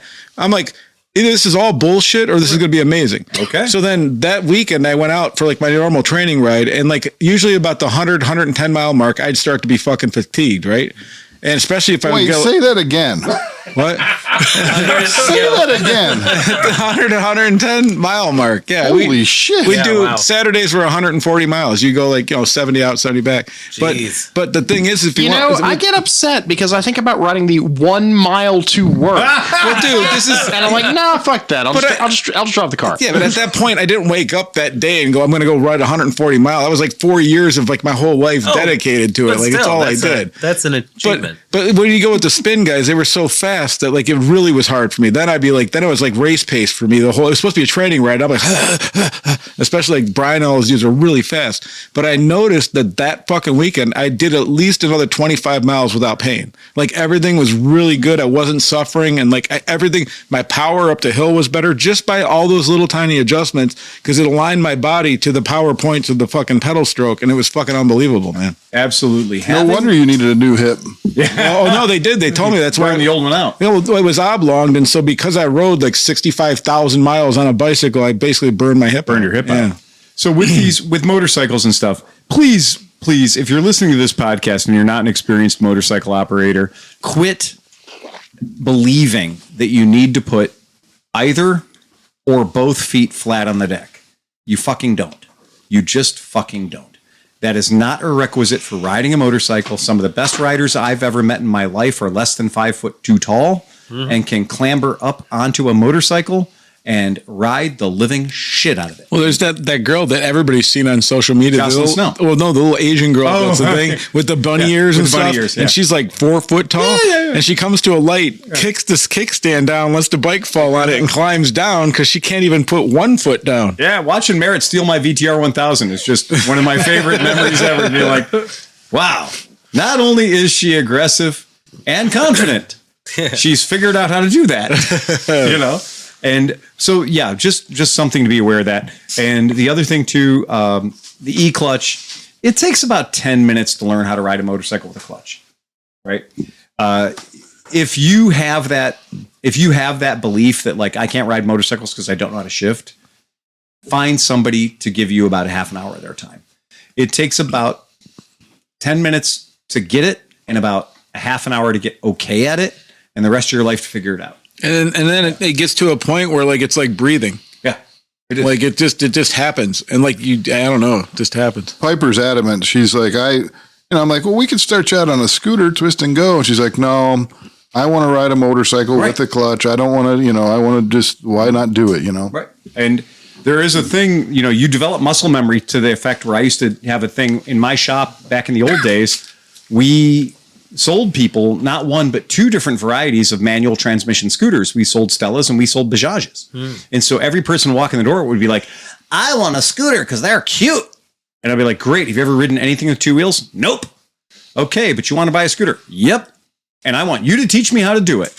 So every day of my life, I spent teaching people how to do it. And I used to have this little thing. I would say, okay, when your throttle twists this way, your hand does this, and it's just automatically balanced. So that every time your right wrist does the twisty, your left hand does the openy closey. And I said to the point where if I'm on a ladder unscrewing an electric box and I'm holding something in my left hand, if I unscrew the screw here, I might drop the thing in my left hand because I've got so many years of muscle memory since I was a small child that if I'm unscrewing this, that the left hand becomes open. It's just a thing. It's a thing we do. Yeah, usually when I'm screwing a box, my hands are like, I don't know, all over. Okay, Just holding on for dear life. Right. in amazement, like what? Right. And that's what it is. And so, but I do think it's funny. So we're going to, just because we're going to skip a few. So their Honda Rebel E clutch, I totally understand that for a first timer's motorcycle at $5,300. That's cheaper than a Vespa. That's great. Then they give a mention to the MT-03. Fucking great bike. Awesome. The 300cc bike with 42 horsepower. If you haven't ridden one, they're a load of fun. Go ride one. MT-03s, R3s, they're all fun. They're just super cool. Yamaha's got a great little motor there. Love it. And then they go with the Royal Enfield Gorilla 450. Yeah. I have not ridden a Gorilla 450 yet. I have ridden a lot of Enfield 650s. Where are they out in the world? I don't know. That's one of these things when some of these articles talk about they give bikes a win and they no like where are they? I haven't seen one. I'm glad in the you wild. brought that up, Sleepy, because the next column is the best electric motorcycles 2025. Yeah. And the number one best electric motorcycle 2025 is the Zero SRS. And I got to say, I've ridden them, I've owned them, I've sold them. The Zero SRS is a beast. It is a beast. 140 pounds-feet of torque, 110 horsepower. But the important part is 0 to 60 in 3 seconds. And if you don't get your hair blown back on a Zero SRS, unsubscribe from life because you're no longer here for the fun. Zeros are wickedly fast. They are so fast. They are so crazy good at what they do. But it's an electric motorcycle, so I can't ride it from here to Columbus without stopping and talking to somebody for an hour and a half. So, not so great. They say high range is 99 miles. Not if you ride like I do. A Zero SRS with me behind the stick is going to get about 65, 70 miles out. Now, Grumpy Sir Guy, 140. Oh, I've ridden behind him before. It is tragically slow, but he does get world record range out of an electric motorcycle. The next one they list is the 2025 Energica Xperia. As far as I know, this company is out of business. Yeah. Yeah. Last report I got was they were selling off their assets. Well, how did they pay to get on this list then? That's what I'm saying. I have to admit though, when you let me ride that Energica that you had there when we were doing the testing, I've ridden a few Energicas and they are crazy good. That amount of holy fuck force with no noise was weird as fuck. And they are longer range than the Zero, but they're also a lot heavier than the Zero, right? So they have their thing. But an Energica, if they exist, they only exist in receivership, meaning somebody bought the assets. And if you'd like to talk to them about selling you a motorcycle, I'm sure they'd like to unencumber themselves of some of those assets in the form of a new buyer. Oh, yeah. Right? That's true. And then we get into the sport motorcycles. And when they talk about the sport motorcycles, they do start off well with the Yamaha YZF-R9. No complaint. But is it It's not the best. Like but again, they're not saying GP racing bikes. They're not saying super sport race bikes. They're not saying super bikes. I mean, it does have for the price. I gotta say, for 12 and a half, it's pretty rad. The technologies it's on. Did you skip over the land, or did I miss that in the bathroom? No, I didn't give it any acknowledgement whatsoever. Awesome. I completely failed to acknowledge the entire existence of that vehicle whatsoever. I think there's a legal precedent for us not giving him a shit. Hey, Johnny got us. Ooh, this is interesting. Wait a second. That's it's a flashlight. Oh, I thought it was a vape. No, it's a flashlight, but it is also you plug it into your easy. into your cigar lighter. Oh, that's cool. Oh, so it charges it in your car. I like that. Yeah. Oh, that's Is there actually a lighter in the middle somewhere? I was thinking maybe it was going to be a fucking taser. Yeah. Yeah. Oh. Yeah. Three settings. Oh, that's cool. Yeah. I like that. It's medium bright and really bright. I like that. That's cool. And I just like the fact that you just plug it in and it's waiting for you. Plug it in. Yeah, Plug it I like in. that. That's cool. Just don't plug it into one of your cars that's sitting around doing nothing in a outlet that's hot all the time. That's spicy all the time. Yeah. Yeah. Look, when it comes to the land stuff, here in Cleveland, they've been telling us about how the lands are 100% made in Cleveland and they're going to create 5,000 jobs and it's going to put Cleveland's manufacturing back on the map. And they've failed to deliver on 100% of those claims. They are, They are an electric motorcycle that you can buy. And I believe now if you buy one, you can get a title for it. Yeah, I like how they actually are now calling it an electric motorcycle. Right. I believe that you can get a title for it now. I think they figured that out, so that's great. We did really good about not talking about it. But yeah, that's it. So I just skipped over it because this, again, as far as I'm concerned, at the moment, it's not a motorcycle as such, but rock on. Okay, that's cool. Have at it. So but in that same list with the YZF-R9, they also popped in the Ninja ZR6, the ZX6R, which is another really, really good bike. Except for this year. I'm so happy mine's a 22. Yep. Because the 25 and 26 or 24 ain't having such a good time right now. Apparently, they're blowing up. Yeah, so it's kind of interesting they're on the list when there's like a giant recall. And Kawasaki also just dropped a recall for, I think, the ZX-10R or something, too. Yeah. There's all kinds of recalls. And according to recalls Power Sports Business News, Kawasaki is now the number one selling bike in America. Right. And I saw that. I've seen that information levied around. And we're going to talk maybe a little later about how the internet is built of lies. Yeah. And cats. What? Yeah. So cats I'm okay with, but the lies, not so much. And it is made for porn. Right. The Aprilia RS660. I got to say, it's way too expensive, man. The Aprilia RS660 is $14,000. I have ridden them. It is definitely 100 horsepower. It's basically my BMW that you could buy for $9,000 usually or whatever. But I'll tell you what, now on the old Marketplace Facebook guy, there's a Moto America RS660 for sale. And it doesn't have a price, but oh my God, is it sexy. The bikes that we had at our training day that Chris was down there for our demo rides.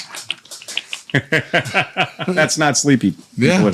That was McElfresh. That was a little more moisture. It sounded different. The RS660s they had down for the demo rides, all the guys were coming up and they're like, yeah, man, I want to test ride the new RSV, Millier, RSV4. I want to, all this stuff. And meanwhile, I'm like, you guys are sleeping. The RS660 is a fucking hoot. I love taking that bike out. It was a ripper for a little bike with a super happy motor. And if you're a fan of electronic countermeasures, it has all of them. Yep. So if you want to just throw the bike into the corner and be like, I'm going to die, you will exit the corner undead every single time. That was one of the lines in that article that really hit home where, the stuff that we're finding on the premier bikes is now coming standard on a lot of the entry level and cheaper bikes for the $5,000 bikes.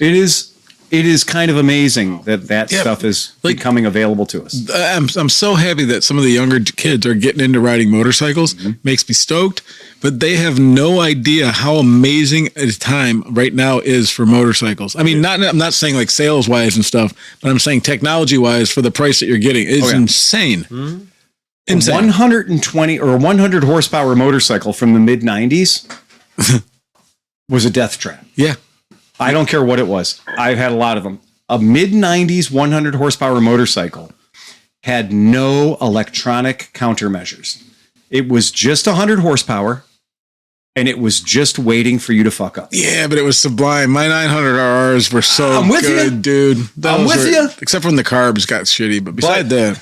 When the carbs got shitty, it went from being 31 horsepower to 100 horsepower when one of those carbs woke up. Oh, no. Right? Hold on. Where is it? Oh, there it is. That's what we mentioned, carbs. Fuck carburetors. Yeah, fuck carburetors. Right. Because, when we had these 100 horsepower motorcycles in the 90s that had a rack of 4 carbs on them, and almost never were all the carbs working perfectly. So you'd drive the bike in a diminished state of operation. So you'd be wicking the shit out of it. You'd be wringing the nuts off of it.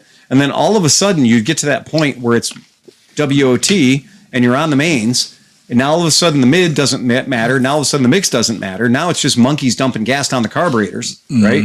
And so when the bike is off the mids and it's on the wide open, now you're actually going from 30 horsepower to 120 horsepower in 1/2 of a second, which is what kills 23-year-olds.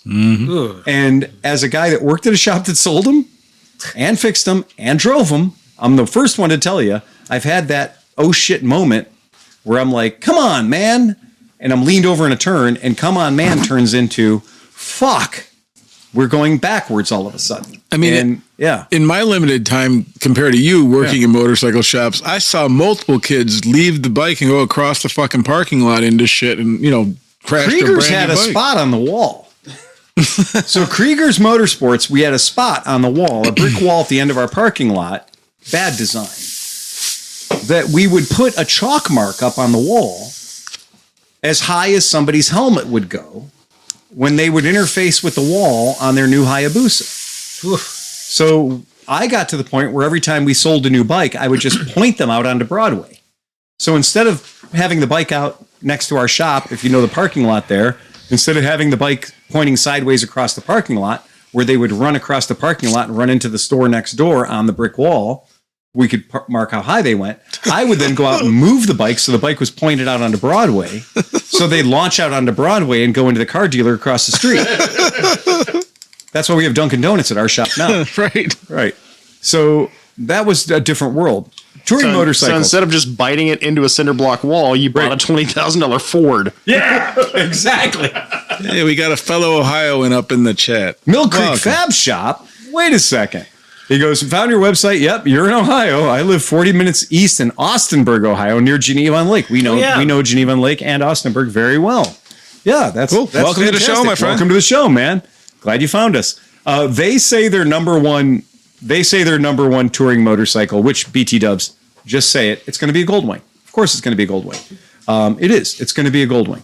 The Goldwing on 50th every single list. On every single you cannot beat the old wing with the toaster oven and the Keurig on demand and the cruise control and the satellite television. You cannot get any better than that unless you're going Winnebago. The Goldwing has been the greatest touring motorcycle since 1976, and that's only because 1975 they couldn't figure out what to do with it. But arguably, though, like a couple of the BMWs, man, I can't believe they're not kicking the look. It's like, dude, hold on, it comes in second place, the K1600 GT. I do admit the 50th anniversary Goldwing in the gold and brown, that I know I haven't handled anything that big yet, but I would do it for that. Well, and way to lean into your market.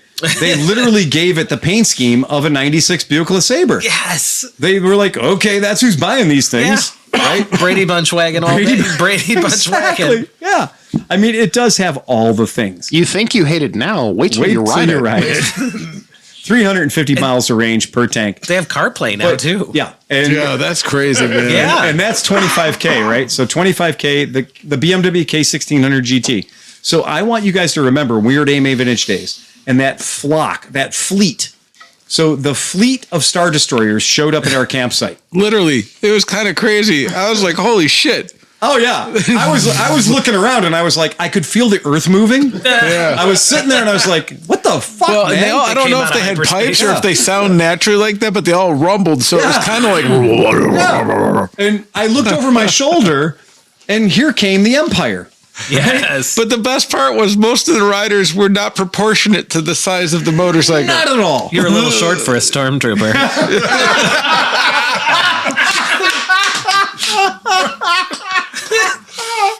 But you know what? Those dudes traveled like 1,600 miles and like they didn't even have a bug in their teeth. The one guy was like, "Yeah, I just got mine. It's only got 34,000 miles." Yeah. Last week. Like, holy shit, man! Yeah. And they showed up in the mud. Yeah. And that was another thing too. That was that has to weigh 800 pounds. That gave me instant respect because I was like, I know where we camp. Yeah. And so if you get to our spot, you have had all of it. Yeah. Right. There's no way you can get to where we are and be a shitty rider. No. Right? You rode through the rock spall road, through the mud puddle. Our spot is so frustrating because you can see the road from our spot, but you can't use it. Past the 8-year-olds on the blasters doing freaking wheelies. Over the So it turns out I was on my way to your spot and I saw barrel racing. I saw pit races. There were bottle kids throwing things. There was a monkey we threw beer cans at. I did part of the hair scrambles course. Accidentally. I got involved in a burnout competition. Just walking through. I went through a punk rock show, and now I'm finally at Cleveland Moto. What the fuck kind of place are you running here? Why don't you have a fast pass? And then we had to find something to put under the kickstand because if that bike went into the mud, nobody was ever getting it out. There's no way. No. Call the tractor to pull it out. I love the one year we go by and there was a BMW lying on its side in the middle of the road, in the middle of the pass, and we're driving by. And it rained a lot, but there was like the license plate was IDGAF. I don't give a fuck. Yes. And the bike was 100% on its side. I think it made an article somewhere. I saw that somewhere. I posted that picture everywhere because of the fucking license plate, which made it perfect. Which makes you wonder: did he go out and just lay it over himself? It's gonna fall over anyway, so fuck it. Start it up. Just lay it over. That K1600 GT is just amazing. I mean, we're not going to say anything you don't know. I want to know what the tech is. Pete, you're probably savvy to it. What's the tech like in the next couple of bikes coming out from BMW? They have to be insane. I don't know what's on the horizon, but I can speak to that K1600 engine. And that bike comes in 3 trims. It comes in the GT, which is the touring, sport touring. It comes in the GTL, which is a luxury touring. And then it comes in the bagger version, which I don't care for the bagger too much. But the K1600 GT is a absolute rocket ship. It's an inline 6-cylinder motor, 1600, obviously, but it pulls with such linear power. It's like a electric motor. It's smooth. It revs like an F1 car. I mean, it just that motor is perfect. It is really just electric. I mean, I can't imagine because like obviously my BMW is like the budget version of BMW, but like. I love it, and all the features are great. So I can't even imagine like how good that bike is. Yeah, but he's burying the lead. This is not a sport bike, but this is 0 to 60 in 3.2. Yeah. 0 to 60 in 3.2 for a fucking bagger. Wait a second. How many horse speeds does it got? So I think the top speed is like 175. The top speed is 175. Exactly. The top speed is 175. It's 160 horsepower. And you'd be north of 100. And you'd be in an air bubble. You wouldn't even feel that 175. Yep. Right. It's bonkers. Yeah. It's a bonkers motorcycle. It's an absolutely bonkers motorcycle. And when that fleet of fucking Star Destroyers showed up, I was just like walking around. I was like, wow. Apparently gold wings aren't cool anymore. Dude, if they would have showed up like 2 hours later with like the fog rolling in with those fucking giant LED headlights in the front, it would have been like menacing. It would have been like, whoa. So I got to give the guys at Riders Share credit because they did a column for best motorcycles for taller riders. Hey. All right. I'm cool with that. That article was not meant for me, but it's the BMW R1300 GS Adventure. Okay. Which they said, which is true. I mean, it's a 34.5-inch seat height. Well, you can get the high seat too. You can get higher, lower. Yeah. Yep, exactly. That bike also lowers itself. That's the adaptive height control. We talk about the Pan America. The Pan America has the adaptable height. And then the KTM 890 Adventure, 35-inch. The Tenere 700. The Tenere 700 is the tallest small bike I've ever ridden in my life. Is it taller than the 1200 Triumph? The Tenere... Yeah, it's got to be right there, man. Okay. Because that 1200 Triumph, I needed a fucking step ladder. I've never ridden one of those 1200 Triumphs, but they look like equivalent. They are super tall. I wish I would have given you a chance to ride mine because it was freakishly tall. It was freakishly tall in all the worst ways. And they gave it a side stand. Somehow they found a side stand that was tall enough to make that bike not have enough side stand authority. Because when I rolled around, I was on tippy toes. Oh, it's terrible. And on top of that, you had the scrambler pipe, which made it even worse because if you weren't on your tippy toes, you're going to burn your ass. You're going to burn your leg. You burn your fucking thigh every single time. Yeah, I don't know who came up with the entire concept of the 1200 Scrambler, but they needed fucking talking to. Bad news. That thing looks so good, though. It looked great. Yeah. But every time I'd come to a landing, I'd be like, oh. You know, it just never gave me the feeling of confidence. It was great in a lot of ways, but I never liked that bike. When I walked into the showroom and I saw the horse sitting there, I'm like, that's just way too big. It's like it's out of place. It's too much. I honestly think that somebody designed it. The engineers got done and they went, "We're done." And somebody walked in the room and went, "Fuck it, make it taller." It kind of unsold me. Like, I love the looks. And like when you were like, I don't know if I'm going to keep it, I was like, maybe I need to sell things. But then like you were like sitting there one day and you're like, okay, and you put the key or whatever the fuck the thing was, and then you hit this and you did that. Then you waved your hand over something and kicked it twice and then rubbed the bottom of it and then it turned on. It just seemed a lot of complications to do something. I think Meckelfresh has probably the best take on modern motorcycles. Is when John jumps on a motorcycle, he's like, all right, so where's the key? All right, it's still not running. Like that sort of a mentality is true. We have so many motorcycles. My Multistrada, you get on my Multistrada and it's a 50-50 chance on whether or not you can start it. I have in my warehouse right now, I have an 1100 Rebel with the DCT transmission. I'm going to bring it over here someday. And I'm just going to park it in the back. And if anybody can get it out of the driveway, drinks are on me. Okay? Because I picked it up in the person's driveway. I've been riding motorcycles since I was a child. I've ridden all the motorcycles. I've ridden motorcycles where the transmission was not where you'd think it would be. I've ridden motorcycles where the clutch wasn't the clutch, and I've ridden transmissions that thought they were motorcycles. Fuck, dude, man, I've fucking been on them all. But I honestly had to ask the owner to come over and help me put his bike into gear so I could put it onto my truck.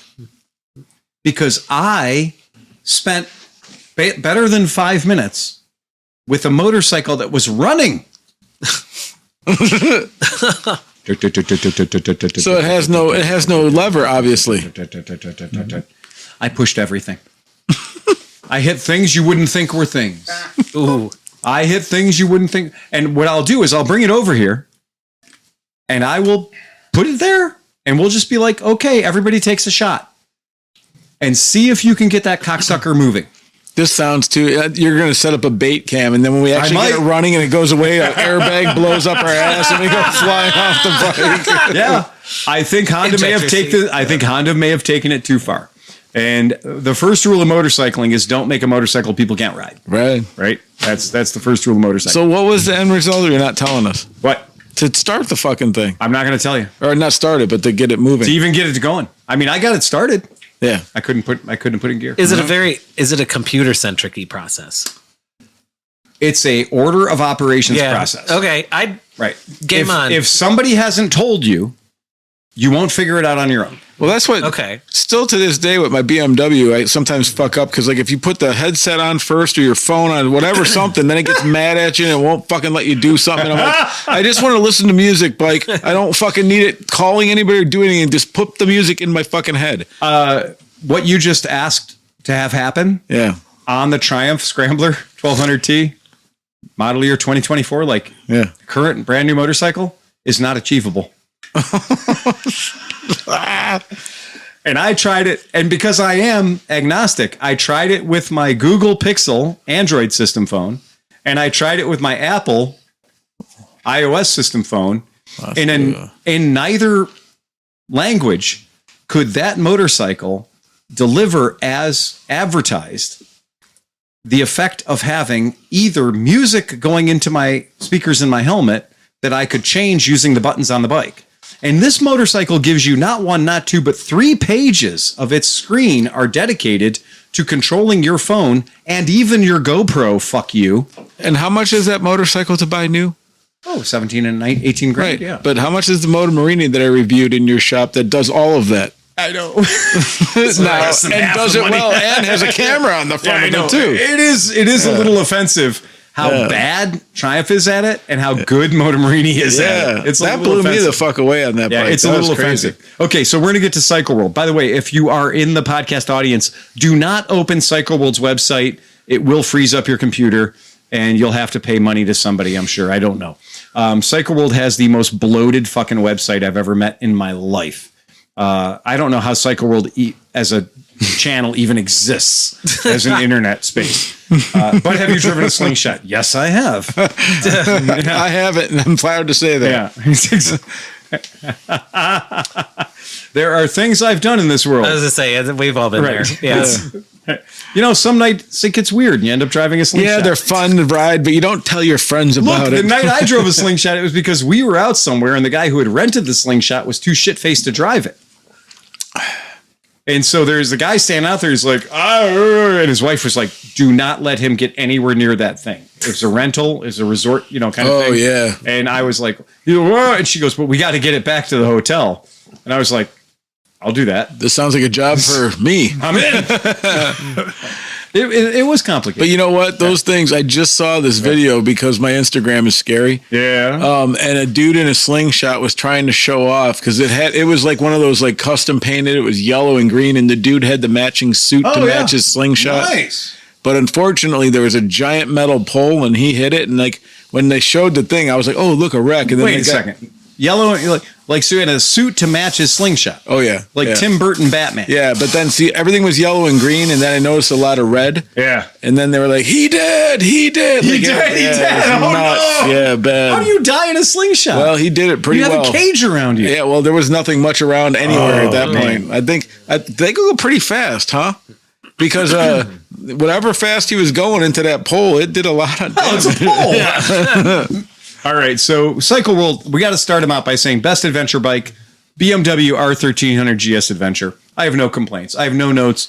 I think they're right. It's a fucking, in the world of adventure bikes or sport utility vehicles, it's great at what it is. 5 stars. Yeah. It's but you know what? I wonder, as good as I think BMWs are, and I love them, I wonder how long they can hold on to it if they keep the price there and these other bikes catch up. Now that like Marini's got the 1200 and all these other guys came out with the 450s, they're going to have bigger bikes coming too. Yeah. And if they're incorporating all the tech now, it might not, like when you look at the BMW stuff, it's not like it's like, made out of gold or anything. It's just very, it seems like any other company could do it too. And it seems like they are. What's the price on a GS these days? 25 to 30, I'm going to say. 25 to 30. Yeah. That's a commitment. Big money. I'm going to make a statement here too that says that our 1300 GS Adventure could also compete as the number one touring bike. I agree. I 100% agree. 100%. And I honestly, think 90% of the people that buy them for that reason more than on and adventure. I would say, for most people, that's going to be the case. You just mentioned the Marini 1200. Yeah. Oh, wait. Yeah, I was slobbering it on the UK site or the thing. Yeah, that's... Yep. $12,999. Oh, that's a deal, dude. Yeah. So $12,999. We'll talk later about what it's going to cost me. But that's the thing. So we can order those now. No, did they have the price for the V-twin sport bike? No. Come on, there's not yet. No Corsaro There have been yet. there have been some suggested retail prices, but the real retail prices is it coming though? Or I can't order it yet. Okay. I can order the Vittore 450. I can order the 1200. Yeah. Corsaro or the 1200 XE. But right. 450 or whatever. That's the Vittore. Okay. I can order those two. Chinchilla 1250. I cannot order the 3.5 yet. So that's next on the menu. None of the Corsaros. 3.5 and the Corsaro Sport or Street. Yeah. Those are next on the menu. I told you my idea, right? I know. It's a good idea. Yeah, You're 20 horsepower difference and like less than 10 torques, dude. I'm there for it. Yeah. I think it's going to be a good idea. So anyway, yes, we all know the BMW is fucking amazing. R1300 GS. Aside from the tragic aesthetic of that gas tank, I just, you know what? I eventually got used to the look of the Pan America. I eventually got used to the look of it. I have not yet gotten used to the look of the BMW. Well, I like that they could park it in like a screenshot of Blade Runner and it just look like a building. Yeah. If you want to pull this picture up for the folks at home, it takes a lot to get used to this motorcycle. Oh, I've become accustomed to its face. You have? No, I mean that. Oh yeah, right. I know. I believe it. Wait, but is this? I did theater too. Like, I get it. Yeah. But wait, what's covering the side? Because what's that black thing? Because usually it looks like a toaster on the side. What now? It has that little black. It's thing? got a notch. Is that new? I don't know. Is it? Pete, is that I don't think that's new. I think you need a full flanking side. to see to appreciate the full legosity. Yeah. I think it's the same. The full Lego assertion of it. Yeah, it's a very. I don't hate it anymore. I don't. It's grown on me. If you look at the windshield, and the windshield is a collection of squares, above the headlight, which is a collection of squares. Angles. And a gas tank is a collection of squares. Yeah. This thing looks like a power droid. It looks like a gonk droid. Yeah, an angle lover's dream. They brought back brutalism to BMW. Yeah. I like it. Oh my God, with the limited concrete paint scheme. Or the It's a low poly. The East Germans are now in getting charge. a boner.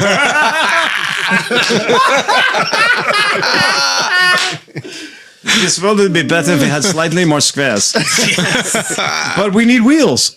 We need squares. Is the seat soft enough? Can the the seat will be hard. Can the wheels have squares on them? Okay, then I'll allow it.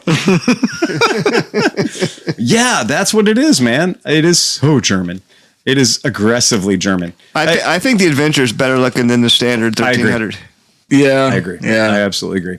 The best cruiser, the Harley Davidson CVO Road Glide RR. Okay, you guys, if you're come on, dude. Okay, hold on. They sold what, 3? I have to say this. I just have to say it. If you're a podcast listener, this right here, this is it. This is the point where CycleWorld shows you its fucking nature, because the 2025 Harley Davidson CVO Road Glide RR. Road Glide. You expect that to be a motorcycle that can glide down the road. Mm-hmm. This is their official Bagger Racing Cup Championship motorcycle. It's like $115,000. It is. And when they say it's a cruiser with bags, so there's no question that the CVO Road Glide RR fits the bill. Okay. This thing is a bagger class racing motorcycle. It's a bad motherfucking bike. It has remote O-leans. It's got all the shit. If you buy this bike, it should come with leathers. Yeah. You can throw it up on the screen if anybody would like to see it at home.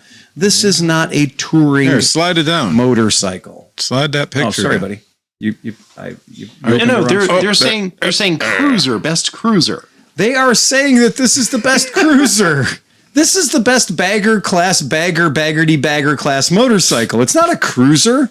It's not a touring bike. The guy's wearing fucking leathers, for fuck's sake, man. No, it's a bad motherfucker, but like He's got knee sliders on. You know what? They're marketing to the wrong group. Right. Because you would never catch a Harley rider dead wearing that much leather. Of course you wouldn't. Well, I mean, okay. Well, Or a helmet. Or a helmet. That looks nothing like the German SN, whatever the fuck, Nazi helmet thing that, Harley Right, riders it's wear. not right. It's not a pickle. Look at helmet. Tom Those grouping things, everybody yeah. together. Right. Yeah. Okay. So it's $110,000. Okay, we're just gonna get that out of Smith, the way. when that present How much bomb go off? methamphetamines do you have to sell to buy one of How those? many boner pills do you need? It's $110,000. Okay, so it's $110,000. So fuck you, CycleWorld. Stop doing that. Best touring bike, Honda Goldwing Touring DCT. Yeah, it is. Yeah, I get that. there she is. Yes. The Winnebago edition. It's so good. Yeah, Sleepy can pull that one up. It is I love a it. very tasty. Yeah. It is a very tasty looking motorcycle. I'll give you that. And it is that retro one on the right. Yeah, that's cannot- what that's yeah, that's the one. That's the 50th anniversary. I cannot paint scheme. believe they went in with Keurig like that to get the coffee. Get the onboard coffee maker. the Nespresso Virtua line built in. Oh, dude, It actually comes in just burled walnut. if I get Dead Guy Gods fixed and I had that fucking Goldwing in the back of it, Oh, I to know. the right, oh god, Gorgeous. But I do my like feet the, would sprout New Balance sneakers. Yeah, you'd have to dress like Ben Flanders. yeah. I do like the F6B though, the sporty baggery looking black one in the middle. I will tell you I like the look of a snipped Goldwing. I like the look of It had its brisk. a cut Goldwing. She had lipo. Yeah, I do. Muzzle top. Yeah, that is kind of absolutely. cool. That is slick. Yeah, of all the Goldwings, I'm like, meh, I still love it. And I will find the right F6B. There's only it's only a matter of time until I end up showing up in the driveway here with an F6B. Hopefully screaming yellow. There's going to be a time soon where we all have Goldwings. It's just going to be the right time for that to happen. They are slightly my kink. The Goldwing. The anniversary Goldwing is kind of my. Think of all the daddies you can pick up. If I never have to work on it, if I never have to turn a single screw I was going on to it, say, man, I will own it. Yeah, it is truly, and that is absolutely true. You want to make sure that you are not the guy holding the title when something expensive. Okay, but let me ask you this: what is the valve service? Or what's the service interval for like major shit on a lifetime. Goldwing? You don't have to do shit. I have no fucking idea. No. Honestly, that 6-cylinder motor might as well be a sealed When unit. a Honda Goldwing requires any major maintenance, what You can pull do the picture up. is light the fucker on fire. Right. Yeah. Oh. Burn that bastard to the ground. Oh my gosh. Yeah. You make a phone call. Honda shows up. A couple of Japanese guys load it in the back of a truck. They go put a new power unit in it, and they bring it back. I've got a Woody. But if you don't stop riding them, they literally will be 140,000 miles before any major maintenance has to happen. I mean, yeah. Sean, if I had two of those, I'd give you both of them. Oh my gosh. Yes. That's not my jam at all. That is not my jam. No, like normally it wouldn't be mine either, but something about it just kind of. Well, you know what it is? It's you know that you're gonna go fucking so many places on that fucking thing, Right. but you're still having that like, holy shit, is that your granddad's bike? It is. Like, It you is. know, Yeah. like The rider in this picture has his pants pegged about 2 inches to show that he's a hipster. yeah. But Like- the bike erases all of that. so good. The bike erases. Yeah. 100% Also, of it. no Goldwing has ever been ridden with that posture. I know your pants are folded up, but I know that you've got an ARP card. Yeah. Yeah. There's no straight backs on Goldwings. It's all arched. The from Goldwing age. is the ARP card of motorcycles. Yes. It's got a built-in central vacuum. Yep. When you get that bike, you get an upgraded fucking account. They send you the gold AARP card. The gay ARP card. Honestly, it is all the things. But again, like every Goldwing for the past 30 years, I know Kropke whips out his ARP card. When can you get that at 55? Yeah. I'm getting one. Dude, I was offered that like 3 years ago, and I'm only 54. I think it's Yeah. 50. It comes free with a hip replacement. Yeah. Automatic enrollment. when I get so old that I need a Goldwing, Yeah. I'm buying a Janus. Honestly. But okay. You're not fucking wrong, dude. No. John was at the shop the other day. We had a podcast listener from Bethesda, Maryland, came into our shop after just leaving the Janus boys. So he just left Goshen, Indiana, came to our shop, and he came in to see ClevelandMoto. While he was there, and I shit you not, while he was there, Meckelfresh showed up. So this guy instantly became a tripod. Right? One and John two. So John shows up, and I was like, wow, it's so cool you're here because here comes Johnny Mac. And the guy was like, Johnny Mac's here? And he's not a little John guy. was like, the dude's "Come on, like, buddy." the dude's a full-size, full-flavor human being, right? Yeah. And then while we were talking, then Tom pulled in.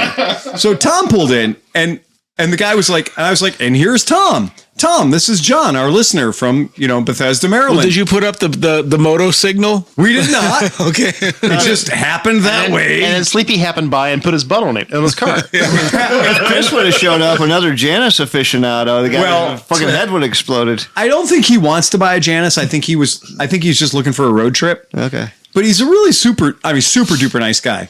And we discovered while he was here that he is an ice dancer. Yes. Ooh.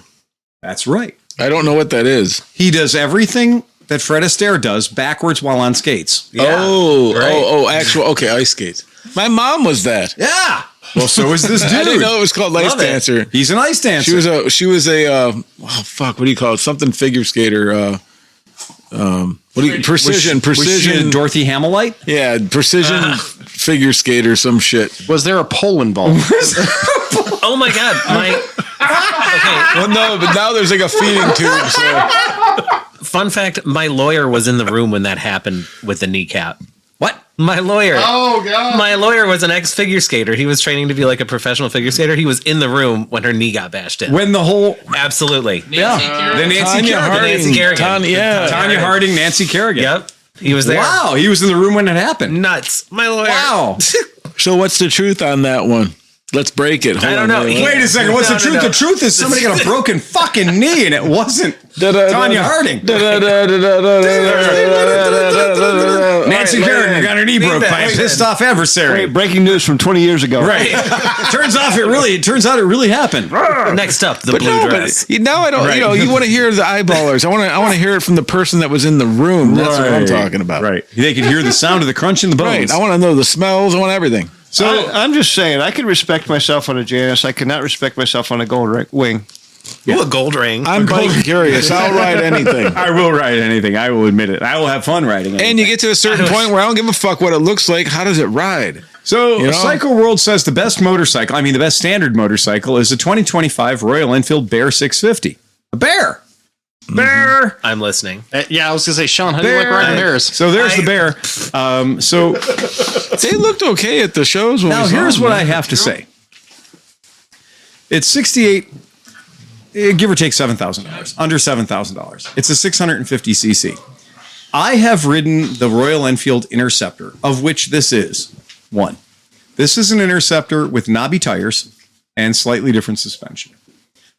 I've ridden the Interceptor 650 enough to be able to tell anybody that the Interceptor 650 may not be my best anything motorcycle.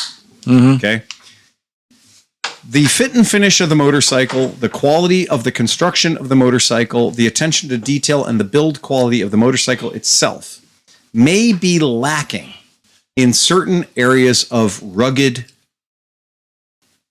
fortitude, long-lasting, this built to be here a while, Of suspect quality, one might say. Light duty. A lot of the hardware, a lot of the parts that are holding it together, a lot of the pieces, parts that are on it.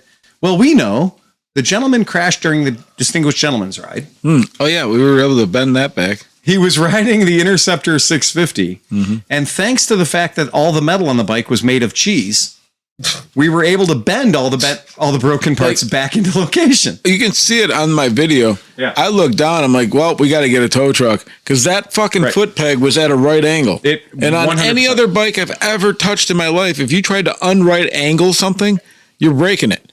So whether it's a design feature, like they're saying, it's not a bug, it's a feature. So the fact that a malleable frame is always a good idea. Right. The fact that the whole motorcycle is made of things that don't break, they just bend. Right. Right? Like low hardness steel. Right? I just have never looked at a piece of a motorcycle and been, I'm so glad that was made with low enough quality steel that I could bend it back to with my hands. Yeah, because let's get back to it. He probably crashed at 2. It wasn't. Well, you were talking about if you want to lower the bike, you just throw a ratchet strap over it and bend it down.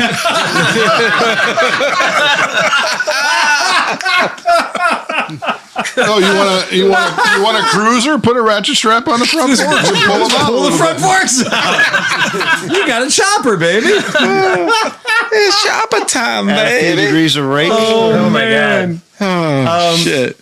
Okay. Tom? Oh dear. Are you ready? Oh God. Hold on. All right.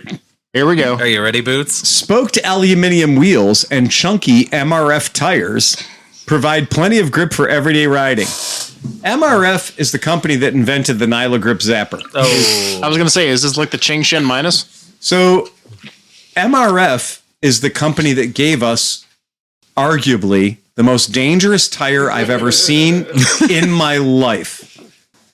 The Nyla Grip Zapper. Never in my life have I seen something that contained air that was harder than the steel the motorcycle was made out of. It was a lifetime tire, and it was the MRF Zapper. Guaranteed for life. That's not a joke. We have. There are some of the rafters, and they still are just as hard as they came out of the factory. I have certain people in my world that came into my shop and said, I don't believe that any tire should cost more than $20. And I went, have I got the tire for you? Game out. Because every single Bajaj we sold, we took the tires off of. Because you don't want lawsuits? Exactly. Because they were knife edged and harder than diamonds. Okay. So we took these tires off just because we wanted to stay in business. Right. And we'd put real tires on the bike and send them out. Proceed gaily forward on your, Michelin tires. And we just didn't want the problems of people having bikes that just couldn't handle. They were dangerous. Yeah. So we had a couple of customers in the Cleveland area that were cheaper than yeah. Okay. So the guy came in, I was like, I got a tire, $20 a pop. I'll sell you Nyla Grip Zappers. And this is a guy that rode his bike every single day, put shit tons of miles on his bike. And I said, however, don't corner on these. But I've ridden behind this guy and he's never leaned over more than 1 degree. So he did. He put on the Nyla Grip Zappers and he fell, drink to the Snooki. And he thought that for $20 a tire, he was getting a hell of a deal. But the trick is you can't wear the cocksuckers out. And I've had that opinion about MRF tires ever since. So the fact that, chunky MRF tires provide plenty of grip for everyday riding, that is a completely unqualified statement by the people at CycleWorld. Because everybody I've ever known that got anywhere near an MRF tire all said the exact same thing. The Honda Navi group, the first thing they do is change the fucking tires. There are 1 million Honda Navis in the world. And on the Honda Navi forum are 1 million lightly qualified motorcycle operators. And they all agree that those tires are dangerous. Mm-hmm. There's also a whole lot of motorcycles out in the world in the form of a Hero or et cetera, tons and tons of bikes that all come from the factory with with MRF tires on them. And they all say the exact same thing too, is if you are not in India, get these fucking tires off your bike. And the fact that CycleWorld is aiming at that, saying the chunky MRF tires provide plenty of grip for everyday riding on and off pavement. No. No. On the road, the 472-pound Bear 650 turns in easily, holds the line, and feels stable, even at elevated street speeds, even with those meaty tires. No. No. I've owned 750cc motorcycles that come in at around 410 pounds. 472 pounds is a little heavy for a 650 twin. And it's a scrambler. I get it. That's fine. I do not think that I love me a Royal Enfield. I think it's cool. I think it's a good looking bike. I'll even let Sleepy throw it up on the thing right now because I think it is a beautiful bike. I like the look of this bike. It's a 472-pound Bear. It reminds me of that 500 XT Yamaha, sort of. It sort of kind of does. I love the fact they put a number plate on the side of it. That's great. Well, this is a bike that I could see a scrambler pipe on because it has that look. But it is the same frame as the Interceptor 650. Yeah.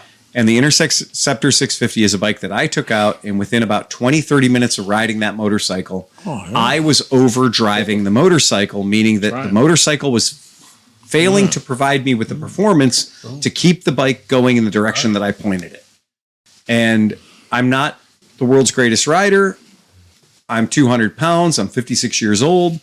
And the Interceptor 650, when I was trying to ride the bike in a sporting manner, the frame felt like it had a hinge in the middle of it.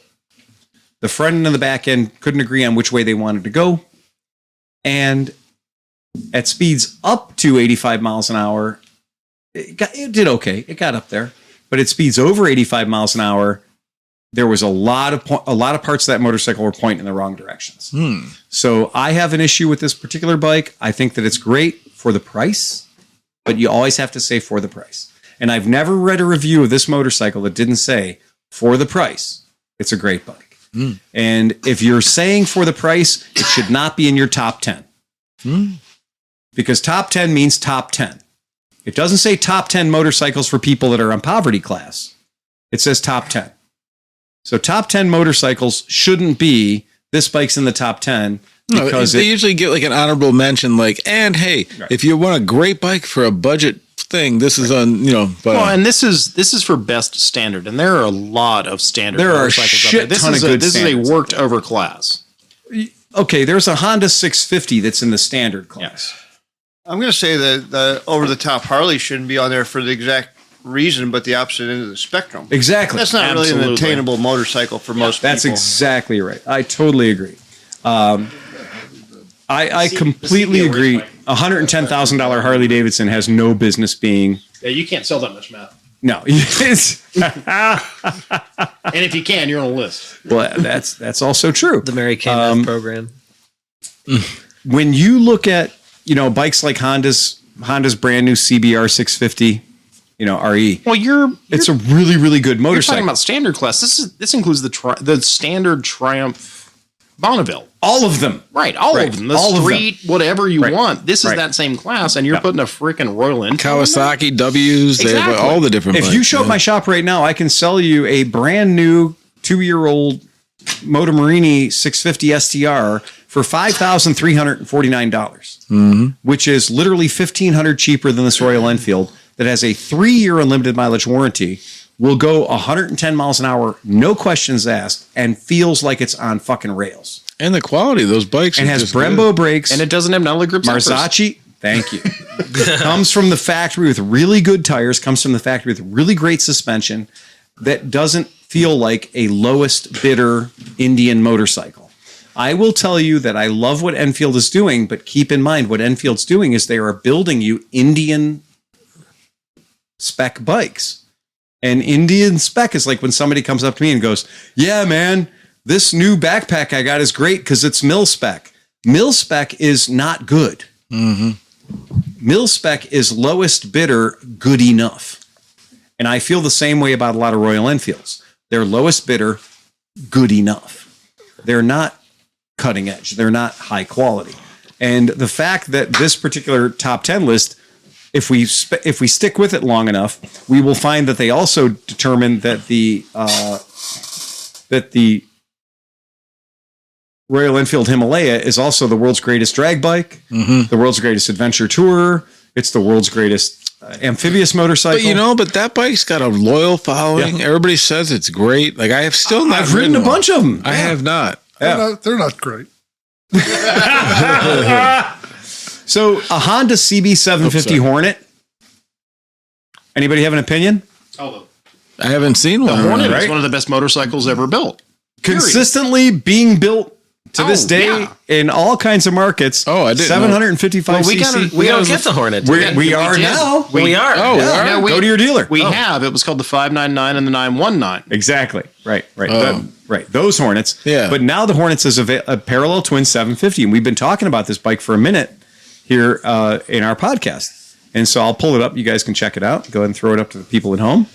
So there's your 750 Hornet.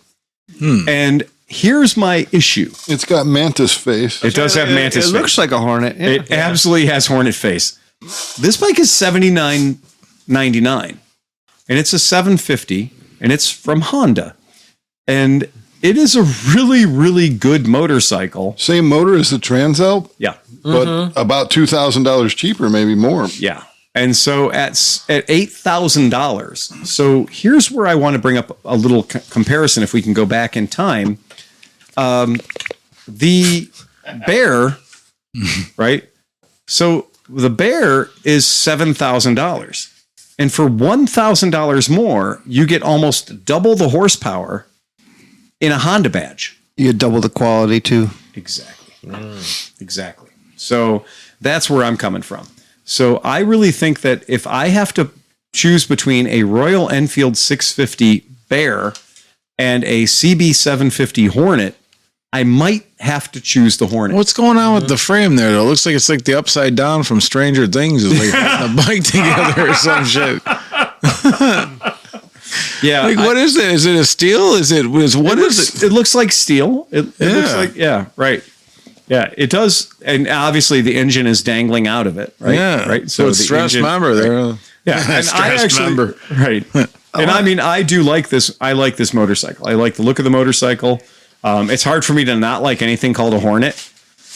The front end, the nose, the lighting assembly follows under the same fucking thing as my GSX. You could just put a club, a 1000. Harley Davidson club fairing on it. Just fine. Just put a Viper right on it over top of all that shit. Put a big round headlight on it, and then scramblerify it.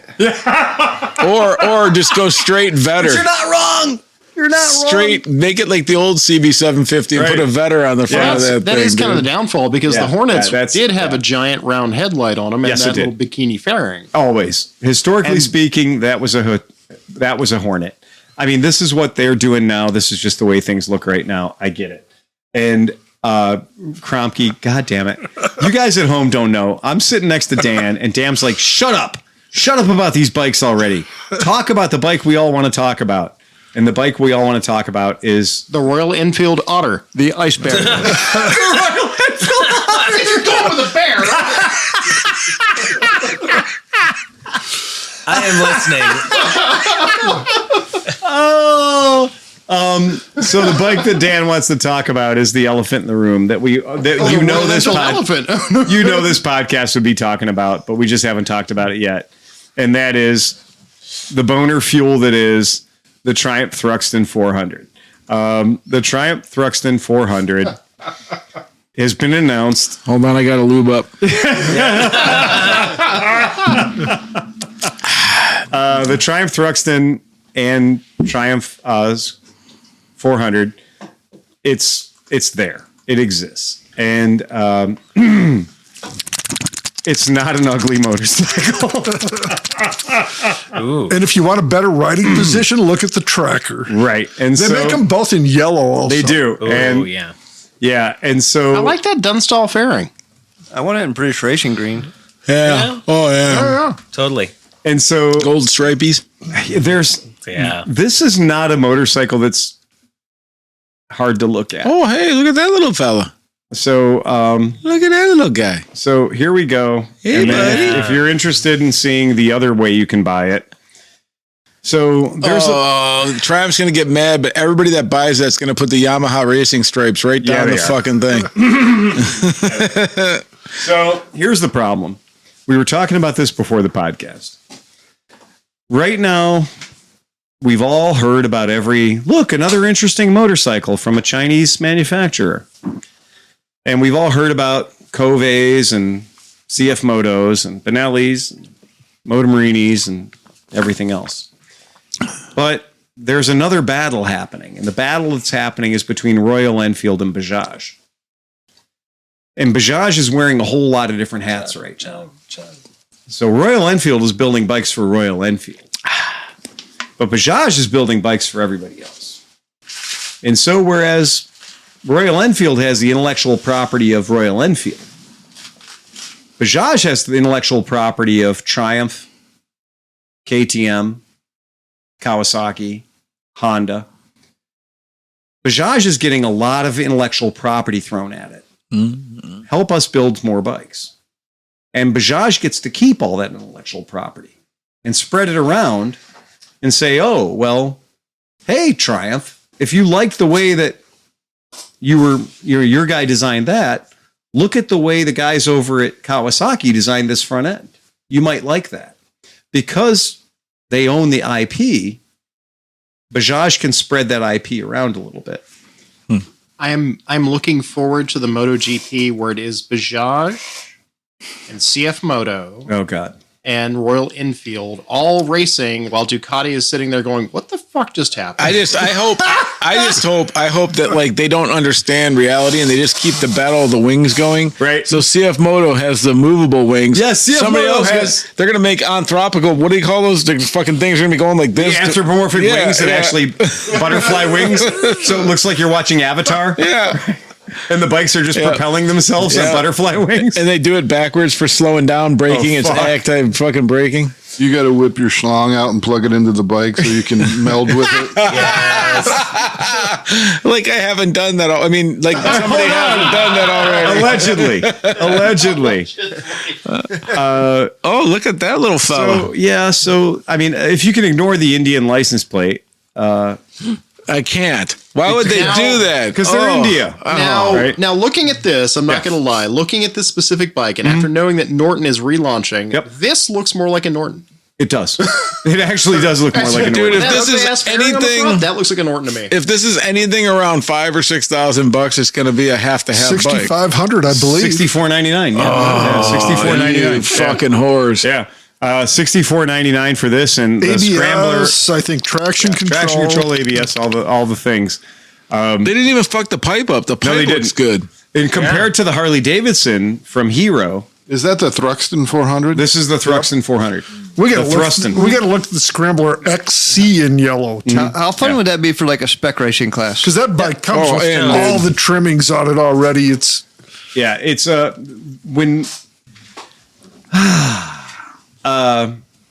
Triumph's doing their thing, man. they are. tubeless spoke tires on the 400 XC. This is the one Kromke's talking about, and honestly, it's fucking amazing. It really is. I'm gonna own one of these at some point. Yeah. Oh, that's fucking silly. I like it. So It's like a TW200. It's a Fuck something. TW200. Yeah. It's got chunky wheels. But it's a 400. It's got spokes. It's got tubeless spokes.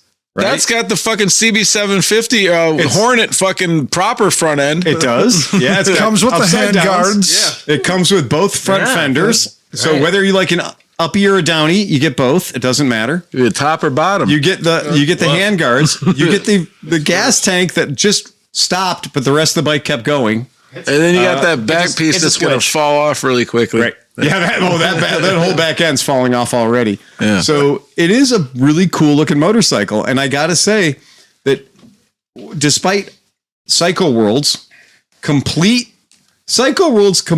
lack of acknowledgement that this motorcycle exists. Are we sure CycleWorld is not just AI at this point? Well, I mean, seriously, because there's no author that's going to claim. What's the author on that fucking article? Because I'm going to write him a strongly worded email. Well, I mean, again, it was this or the Himalaya 450. Yeah. Like,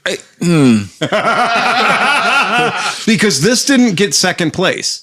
This didn't get third place. It didn't get honorable mention. It wasn't even mentioned. yeah. And it's already proven, like the 400, that motor now is Right. proven. Everybody loved it. They loved the bike. Right.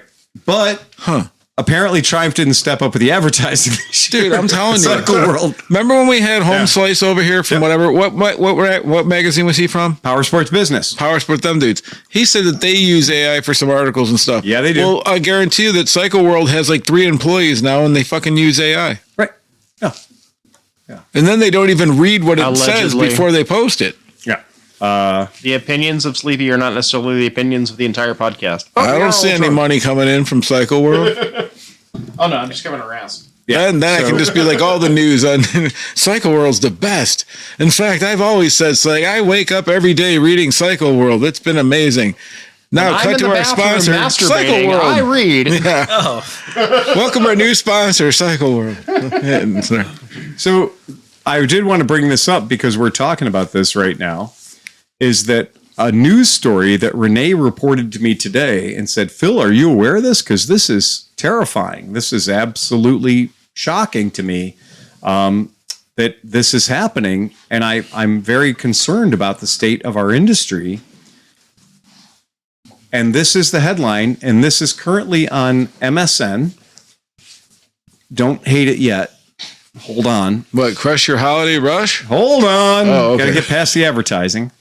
4 states lose 600 plus Harley Davidson dealers after a $377 million hit. Ouch. Story by Silas Redmond, apparently 2 weeks ago in this article. Harley Davidson's decision to close more than 600 U.S. dealerships has landed hardest in 4 states where riders and local economies now face a dramatically thinner retail network. The company has tied the sweeping cuts, which carry a $377 million financial impact, to a sharp drop in U.S. sales, turning California, Texas, Florida, and New York into the clearest examples of how deep the restructuring runs. Okay? California's dealer purchased the single largest piece of Harley-Davidson's nationwide retrenchment, with 180 dealerships stated to close in the state. Company disclosures leak those California cuts to the broader decision to shutter more than 600 U.S. locations, a move that the manufacturer has said will translate into a $377 million hit to its operations. Stop reading now. This is all a lie. Every part of this is bullshit. Harley-Davidson is not closing 600 dealerships. Newsflash. Harley-Davidson has 638 dealerships in the United States. Harley-Davidson is not going to close 95% of its dealerships, folks. If you're reading this article and you're believing any of it, you're being fucking lied to. Time to put on your fucking skeptics hat and start skepticizing everything you fucking read, folks. This article is bullshit. Now, this article is completely bullshit. I think you can tell like the level of bullshit by how many ads are on the page. Don't even do that. It's okay. I went to this, and this article is being written on YouTube. Harley is screwed by a guy with 250 million followers, right? 650 Harley Davidson dealerships shut down across 4 states. That was a week ago, right? It's begun the motorcycle market crash of 2026. That was 2 weeks ago. This entire story is a lie. Nothing about this story is correct. I have seen this Instagram Gazette Lakeland, Colorado's thing, talking about 600 plus Harley Davidson dealers. This story about 600 plus Harley Davidson dealers, a $377 million loss, Harley Davidson dealerships going out of business in late December. All of these stories that I have read have all been attributed to, I know this is weird, dealer news, dealer business news. What the fuck? Right? Wait, we met that guy. Whether or not they actually wrote the article, the attribution of this story has been given to their publication. But I went to their publication and I could find Power Sports Business. I could not find this story. Well, here's what I've noticed, because this happens in other medias. For instance, they'll be like, you ever see the thing on Facebook? It'll be like Ted Danson dead at 68. Yes, of course. And you're like, oh, and you follow, and it goes to a YouTube channel. Yeah. And then you watch the thing, and it's like all this robot bullshit AI stuff. So you obviously click off on it, but every time those fucking people watch it, they get the views. Right. So they're literally writing fake articles just to drive traffic to all, because like you're going to Google it, like what? Absolutely. Ted Danson fucking died, and somehow they weasel their shit, and it comes up the first 4 or 5 fucking things. $2,000 stimulus. Yeah. $2,000 stimulus to every American. Don't click on it. $1,776 too. 70. Oh, we'll talk about that later. As a veteran, I can bring you up to speed on that. Rob Reiner dead. Right. Exactly. So anyway, long and short of it is, this story, 600 dealerships, not going to happen. The only shred of truth I could find is that Harley Davidson put a notice out to its dealers that said, we want you to close on Christmas Day. So they will. 600 dealerships are closing for So 600 Harley Davidson dealerships are going to be closed on Christmas Day for 1 day. But where am I going to buy my bagger on Christmas Day? Christmas Day. They had to take it off to celebrate Festivus. So everything else about all of this is complete and utter bullshit. And if you don't look at every fucking article you read, the U.S. Sun, are we still looking at the sun? Right? Well, yeah, some of us are too stupid to look at it with sunglasses on. So. Okay. They are literally saying that Harley Davidson dealerships are closing, and they quote Dealer Business News as the source of the article. And again, it's just fucking wrong. And I'm we've lost some Harley dealers. Don't get me wrong. That's absolutely true. That has happened. But 600 dealerships are not closing. It's not going to be a $377 million hole in the economy. $3 $1 billion. It's not going to happen. Yeah, Harley Davidson sales are down 15%. Sure they are. That's true. That's true. What's the market though? The average motorcycle market's down what?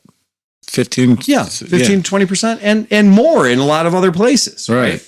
But the point being, there's still over 600 Harley dealers in America. And they're not going away tomorrow. Mm-mm. I don't care if somebody says, oh, Harley's going to go out of business next week, sell all your hog stock or whatever. Harley's not going to go out of business. Harley Davidson's launched a bunch of new motorcycles. They are now present in a bunch of other foreign markets that they weren't present in last year.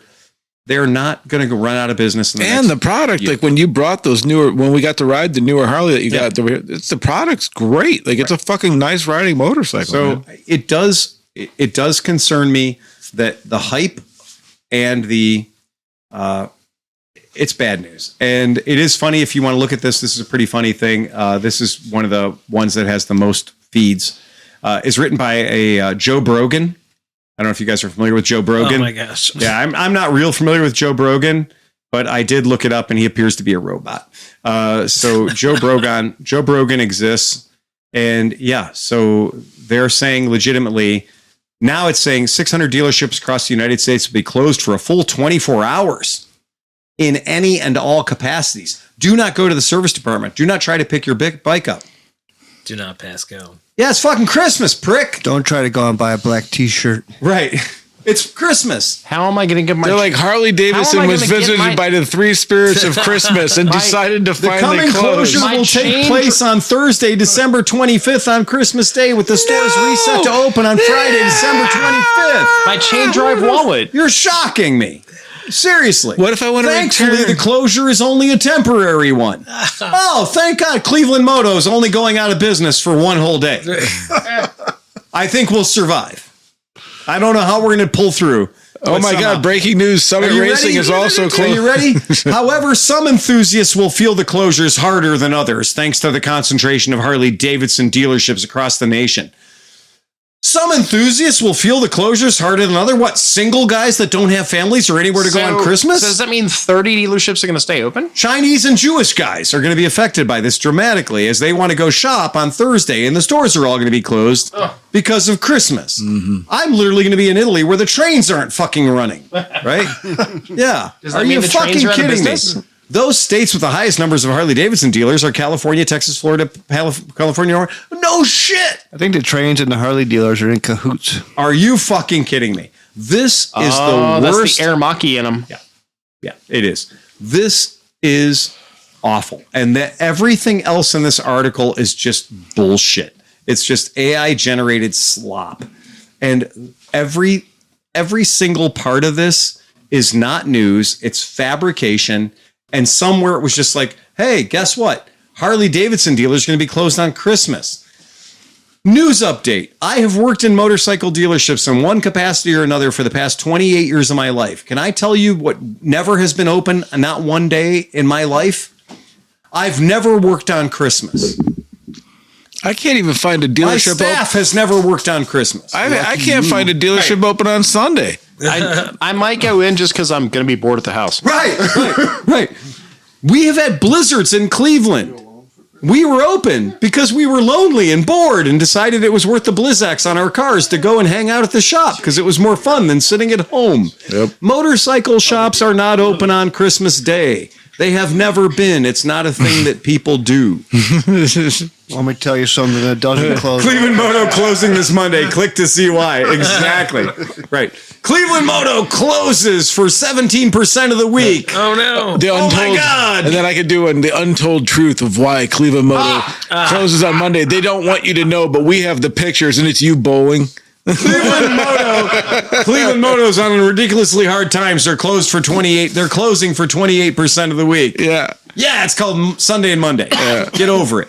It's been that way forever. Yeah, man, be careful of what you read out there. Be careful of the news. It's dangerous. Even in our weird little thing about motorcycles, literally, these companies, these news agencies have foretold the reduction of Harley-Davidson by 95% of its dealers. Come on, man. This is America's motorcycle company. They are not going out of business. That is not a real thing. The government will pay them to keep building bikes. Also, how many times has, in my lifetime, the United States government subsidized Harley-Davidson to keep it in business? To the point of fucking over all the other companies, right?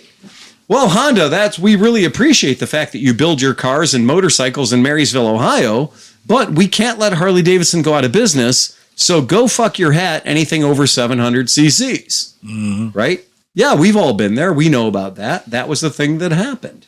Kawasaki's building KZs in fucking Lincoln, Nebraska or wherever. Yeah, great, cool. Doesn't matter. We're still going to make the market unfair for you, except for Harley Davidson. Two companies that were building motorcycles in the United States of America were being tariffed so that we could sell more Harleys because they were over 700 cc's. Anybody who looks out there right now and goes like, man, that's great. Harley Davidson's going to start building a 400 or a 450. Well, they're going to put their name on one. It's going to come from Hero or Bajaj, but think or about QJ. If you go back to that 750cc thing, Yeah. think about what that did for everything across the board. Like all of a sudden racing became 750cc's, and then all of a sudden this became it created all this stuff. Honda was very excited to be like, oh, wait, so the rule is 700? Yeah. We're going to make a 698cc bike with 92 horsepower. Yeah. That's like, oh, we got rules. We like rules. That's fucking mental. Like Americans like to cheat. Yeah. The Japanese guys were like, we will follow every rule, but we will take it to the absolute fucking minute element of it. You're right. The Japanese were like, we have this one of a kind prototype V4 motor that's too expensive to build. But if we build it at 698 and we beat the tariff, and it literally has twice as much horsepower as the most powerful Harley Davidson, and because it's 698cc, it's half as much money as the Harley Davidson. Oops. Instant VFR, instant Super Magna, instant whatever. Like, those V4s are special. They are special. They're magical motorcycles. I mean, why else would you build a VMAX? You've got a Harley. That's adorable. That's adorable. Right. But like all the tariff did was created a whole world of 600s that were over 100 horsepower. It basically told the Japanese, go crazy, go nuts. Because if it's under 700 cc's, we're still going to sell them. I mean, the Japanese perfected high output, low displacement engines in the 60s. They did. I mean, they had it in their pocket. It's not a problem. And if you're telling us the only dog we have to fight is Harley Davidson, that only knows 2 cylinders and only knows torque, right? And meanwhile, all the Japanese companies are like, wait, the rules are 700 cc's? Yeah, those are the rules. Every Japanese company was like, that's like twice as big as most of the bikes that we're building. Yeah, right. What are we get to use all these CCs? They're out there polishing their VF's 500, and they're like, the VF 500 is as perfect as it can ever be. The big block. The big block. And they're like, the VF 500 is perfect. It'll never need to be any better than that. No, you can make it literally 200 cc's more. And they were like, well, okay. Yeah. If anybody ever needs that much power. But that's and then they saw us just eating hamburgers. We need all the power. Right. You got to haul a 300-pound American down the road. The Nighthawk 650 and the Nighthawk 700. The Nighthawk 650 was shaft drive, hydraulically adjusted valves. It had it all. Yeah. And it showed up in dealerships, and people were like, certain dealers, like we in Cleveland, we had Smitty's, where you had Harley and Honda in the same room. And then, I mean, and they sounded so even like the Magna 7, not the Super Magna, but just the Magna 750 V4. Right. Yeah. That thing, so when you put pipes on that, it sounded fucking glorious. And it ripped like a motherfucker for a 750. Oh my God.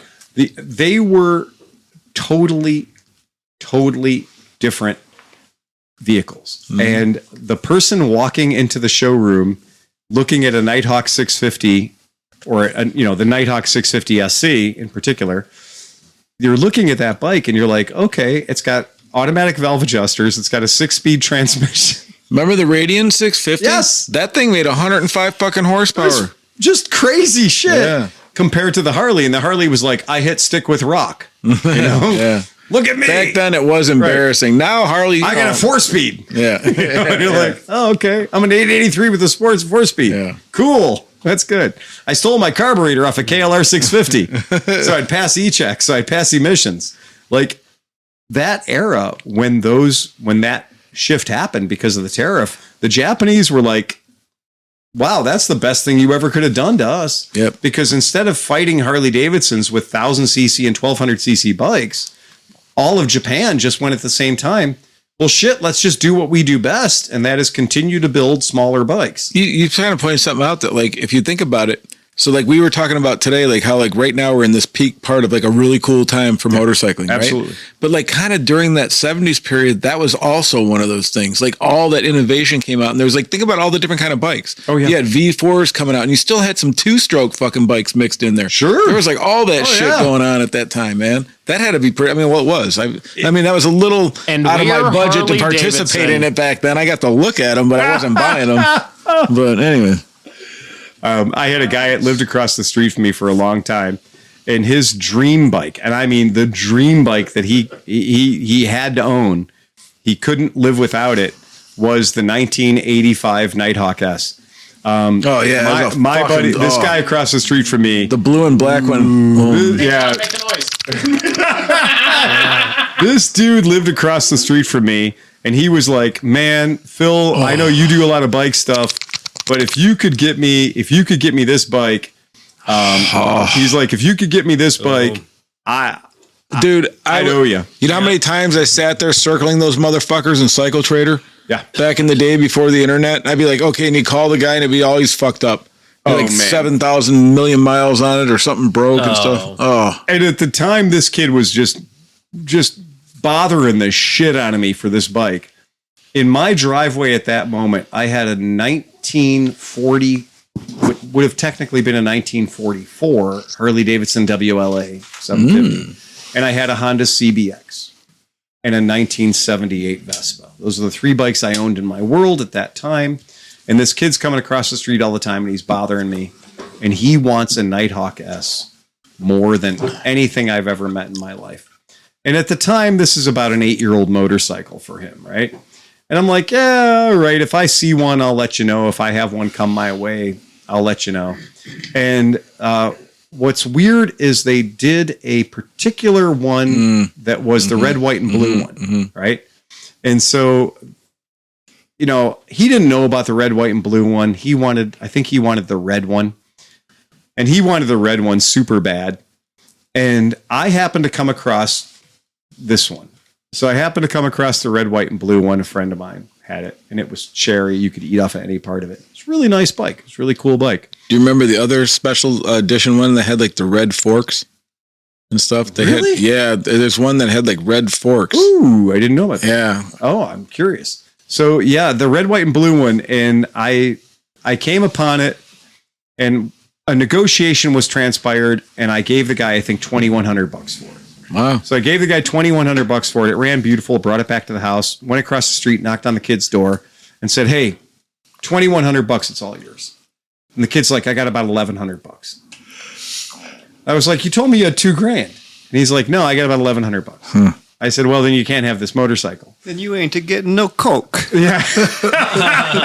I just want a handful. And so I rode the bike around for a little while. And I rode the bike around for a little while. I actually kind of enjoyed it. It was a cool bike. I did like it. It was fun.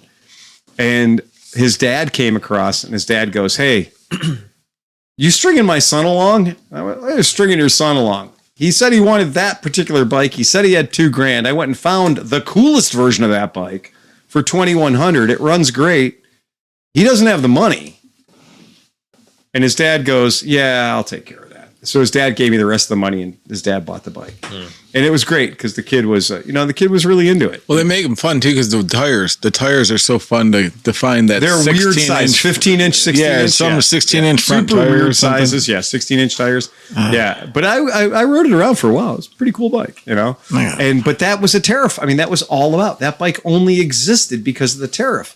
So we wouldn't have gotten that bike. Would have got another boring ass fucking Nighthawk that the CB750 had turned into, that had no fun and had no sex appeal and wasn't cool.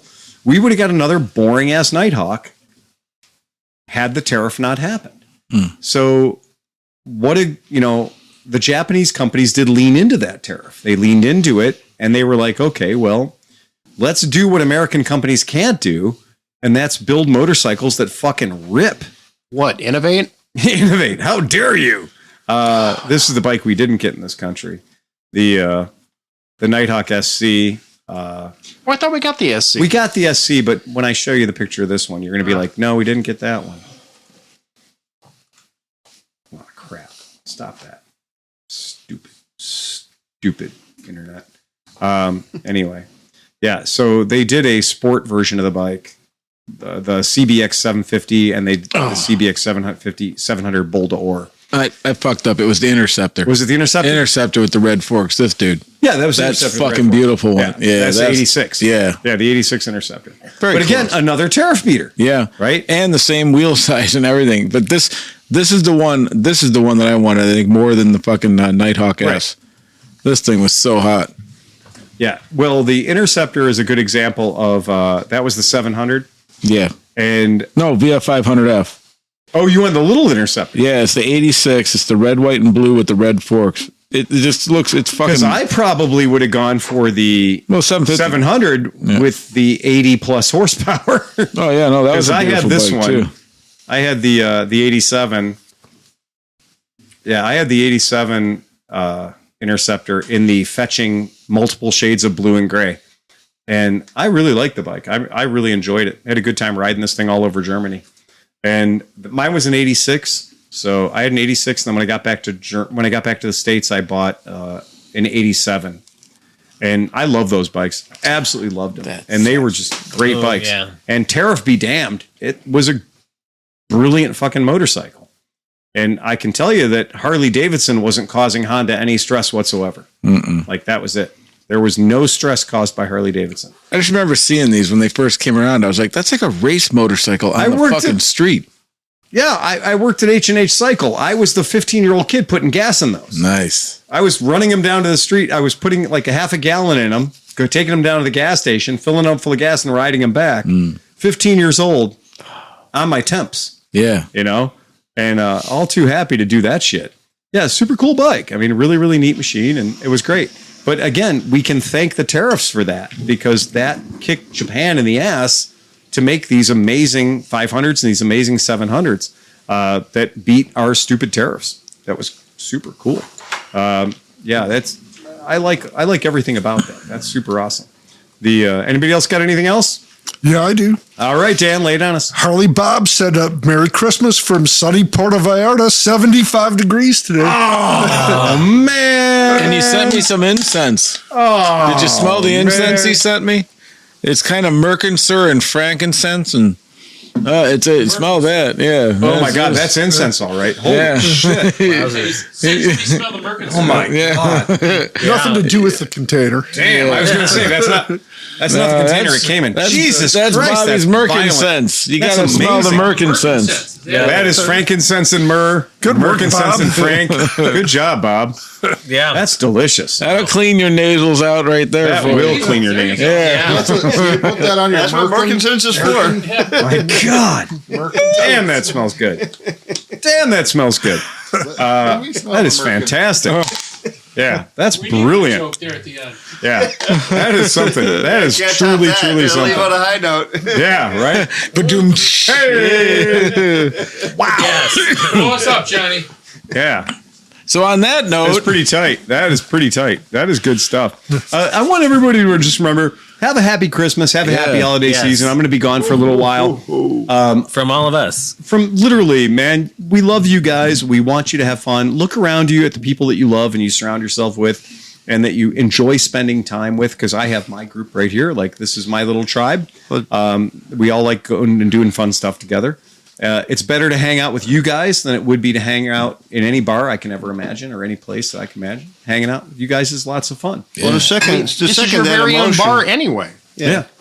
The holidays are not about hanging out with the people you love. They're about hanging out with your family.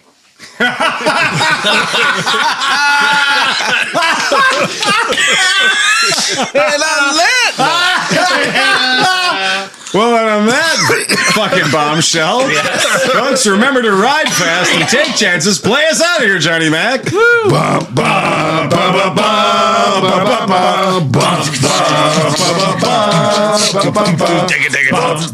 can choose your friends, you can't choose your family. I love you guys. Ride fast, take chances, hit the escape button, get us out of here. Sleepy, escapey, Jack. So funny. That was great. Yeah. that was a fun cast, man. Yeah.